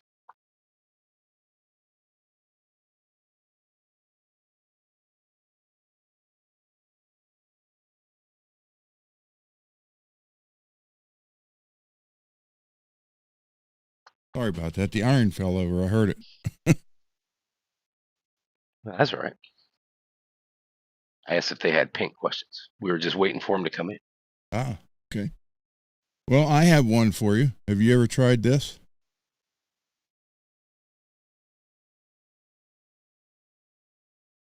Oxford paints?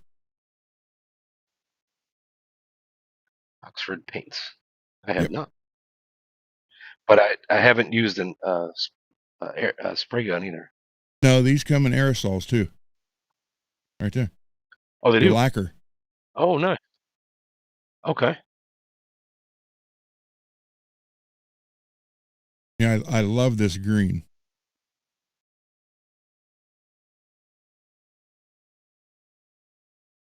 Oh.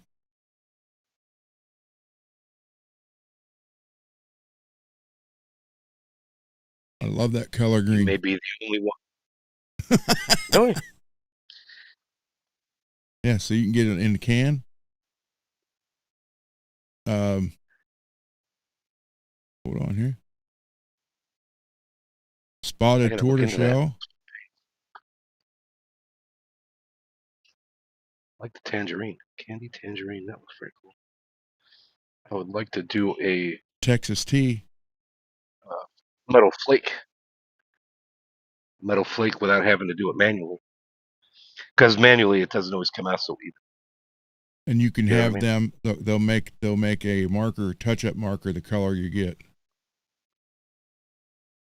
But yeah, they have. Where's their colors?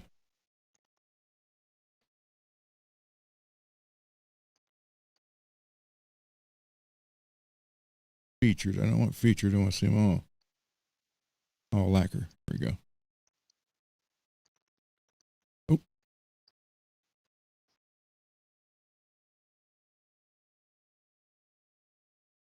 Two-tone sunburst. That looks really nice. Aztec gold. Arctic pearl.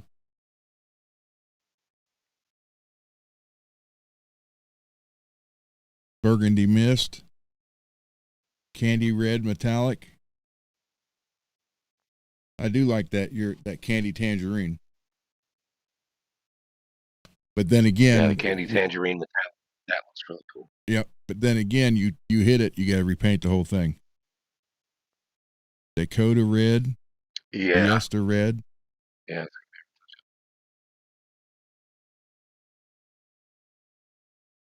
Dirty lemon transparent. I like that. Oh, wait. Go back. Dirty lemon transparent. That? Yeah. I like that. I need some of that in my life. I'm going to write that down. Transparent.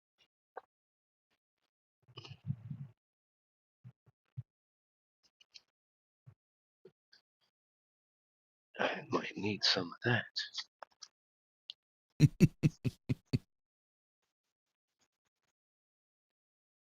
Yeah, all the shell pink and all that stuff I've done, that British racing green, all came from this place.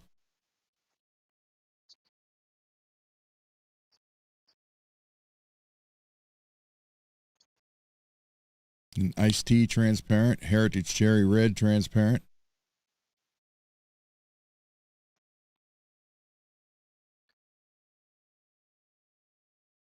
Mary Kay white. Yeah, I'm actually still on the fence about that next body I'm getting, because Well, I spent all that time making that tiger, and then I sent it to you, right?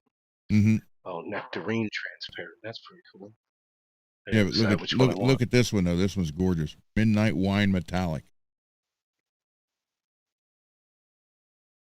That's really cool. I mean, look at it on the guitar. Come on. Yeah, that's nice. So I spent all that time doing that tiger, and then I sent you the body just because I wasn't happy with the body itself. I was definitely happy with the paint job. Don't get me wrong. So now it's like I'm getting that other one to replace, and I don't know. I want to do the crackle, and then I got all these other ideas in my head. And I'm like, I don't know. But I was thinking the dirty lemon transparent, and then put on the tiger stripes because I already got the neck and the pickups all set to go. You know what I mean? Mm-hmm. So it's like doing something different. I've set myself down that path. I could do the crackle or I could do the tiger, but I would use two different paints. I would use the enamel for the tiger, and I would use the Krylon for the crackle. I'm liking this color. Purple metallic. That is really nice.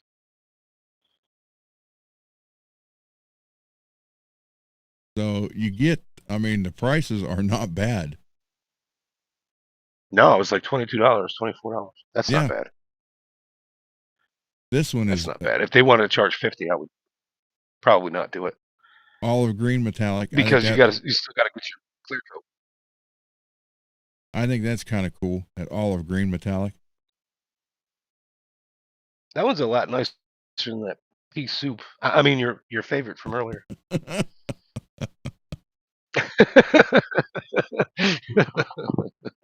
But I mean, they have everything. They have you get the vintage gloss or high gloss. You can get they have the sealer. And the fact that they got vintage gloss, I like Yes, that. nitrocellulose, a See, now I'm nitrocellulose. leaning towards that tiger just because I took the time, did front and back like I did on yours, and then I could use that dirty honey transparent and the vintage gloss, and that would come out really nice. That would come out really nice. There's blush remover. There's your dyes and stains, touch-up pens. I like to keep it all natural online. Like I don't mind if I blush. You guys can laugh. That's fine. I'm not going to rewatch myself.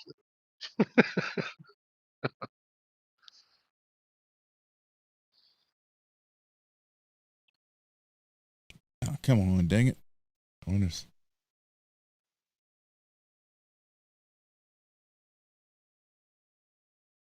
Oh, son of a gun! Why won't it stay up? Like every time I click in the arrow to hold it there, and every time it won't stay posted. What's that? What's that bushy thing down there? See where it says new? That little square. It's like yeah. There you go. Amber tortoise. So if you just paint that on something, it's going to look like that. Cast acrylic tortoiseshell sheet. It's an actual sheet. Oh, sheet. Got it. It's like a sheet cake. Don't pronounce that wrong anyway.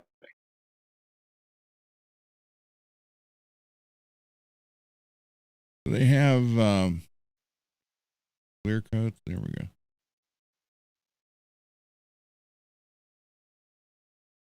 Nitrocellulose guitar lacquer, and you can get high gloss, satin, vintage. Um, they have a sanding sealer. Yeah, I mean they got everything. Yeah, right there. Oh, nice.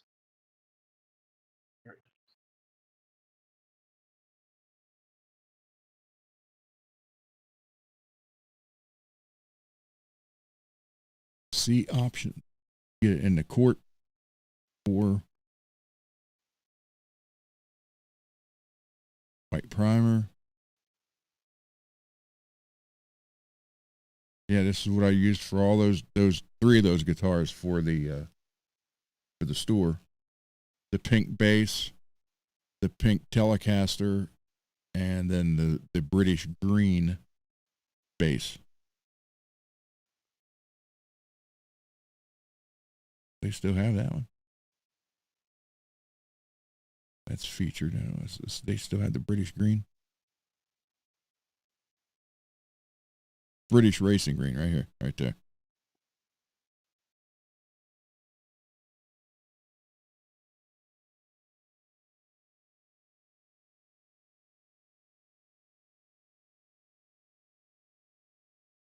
They got some cool colors, and it's very easy to use paint.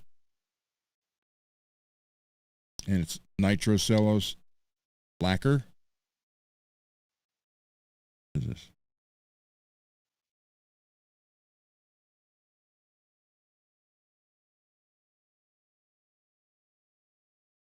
Yeah, look at that nectarine. That's nice. That's really. I like this midnight wine because I mean look at that guitar, that looks so good. And the OD green metallic, I mean olive drab antique, olive drab. I'm looking at that and I'm thinking, ooh, I got the 59 Les Paul. My dad would come back from the grave for that one. Oh my God. He'd be kicking shit in the garage. He'd be upset. So yeah, this company, I mean, yes, I've used their product quite a bit.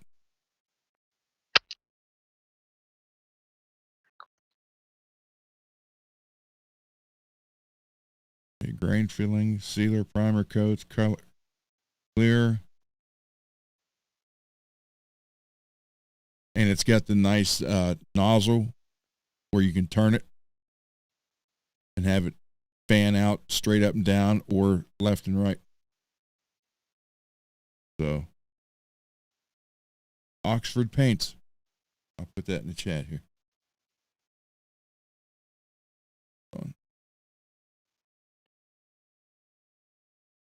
Yeah, I will definitely get into that.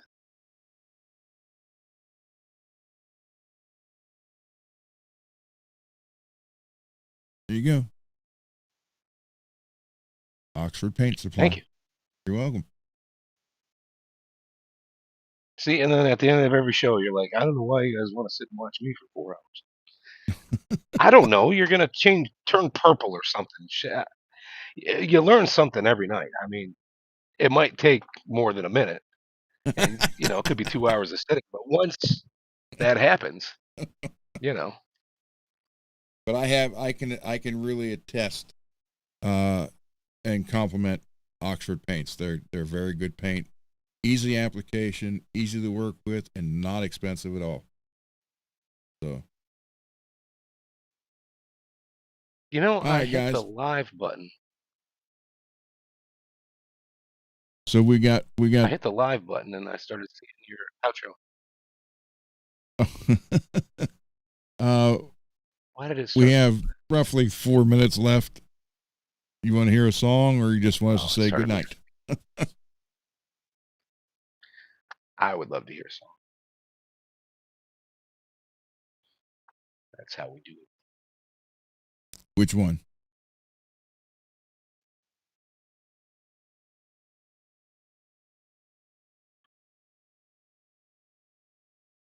I don't know, Dennis, or you pick, or Derek or Russell. Anybody in the chat got an idea? I don't think anybody's awake. I think we put them all asleep tonight. Dennis. No, it says 13 watching. Now they could be watching with their eyes closed. That's true. Yeah. Pain. Yes, true. Pain. One Night Eternal. Frankenstein. Do you want to do Frankenstein? We haven't done that one. All right, everyone. We'll wake you up with this in time to tell you we're leaving. So.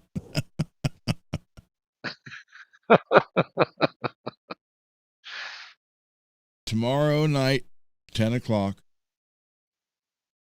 And we'll have something to do. David, you're welcome to join me tomorrow night if you want to. Anybody? Absolutely. But I will have. If anybody else would like to join as well, I'll have something to work on. We'll be on the bench for a while. So, all right, here we go. This is Of Frankenstein. Maybe. anyway, thank you for having me on. Always a good time. Thank you very much. Same here, man.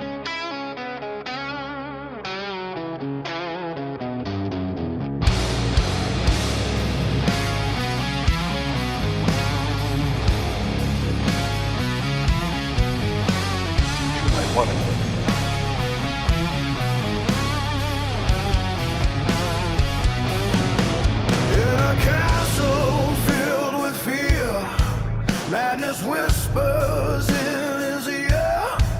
Through the storm, the doctor cries, giving life where death still lies. Bolts and scars across his face, a cursed thing, no true place. The villagers all run away, condemned before his first dark day. He never asked to live this life, born from sorrow, born from strife. A broken soul, the world denied, with rage and sadness locked inside. Frankenstein, creature of the night, born beneath electric light, heart made of pain, forever trapped inside his chains. Walking through the flame, the world remembers only blame. A monster made by mortal hands, alone forever he still stands.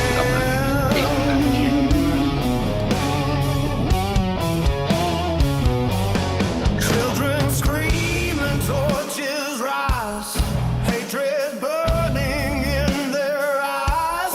Hunted through the village cry, for the sins he can never die. Deep inside the creature's soul burns the need to make him whole. But every hand was filled with fear, so death became his only peer. Doctor, look what you have done. Created life that God would shun. You played with death, you crossed the line. Now both creator and beast must die.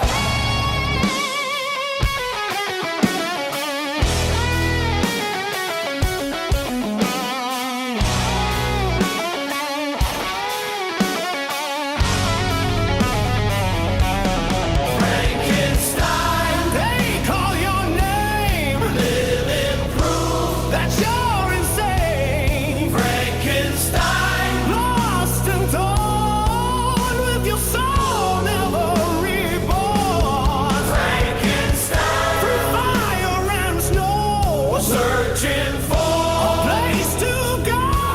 But in the end, the world will see, and the real monster was humanity. Sewn together by the hands of the dead,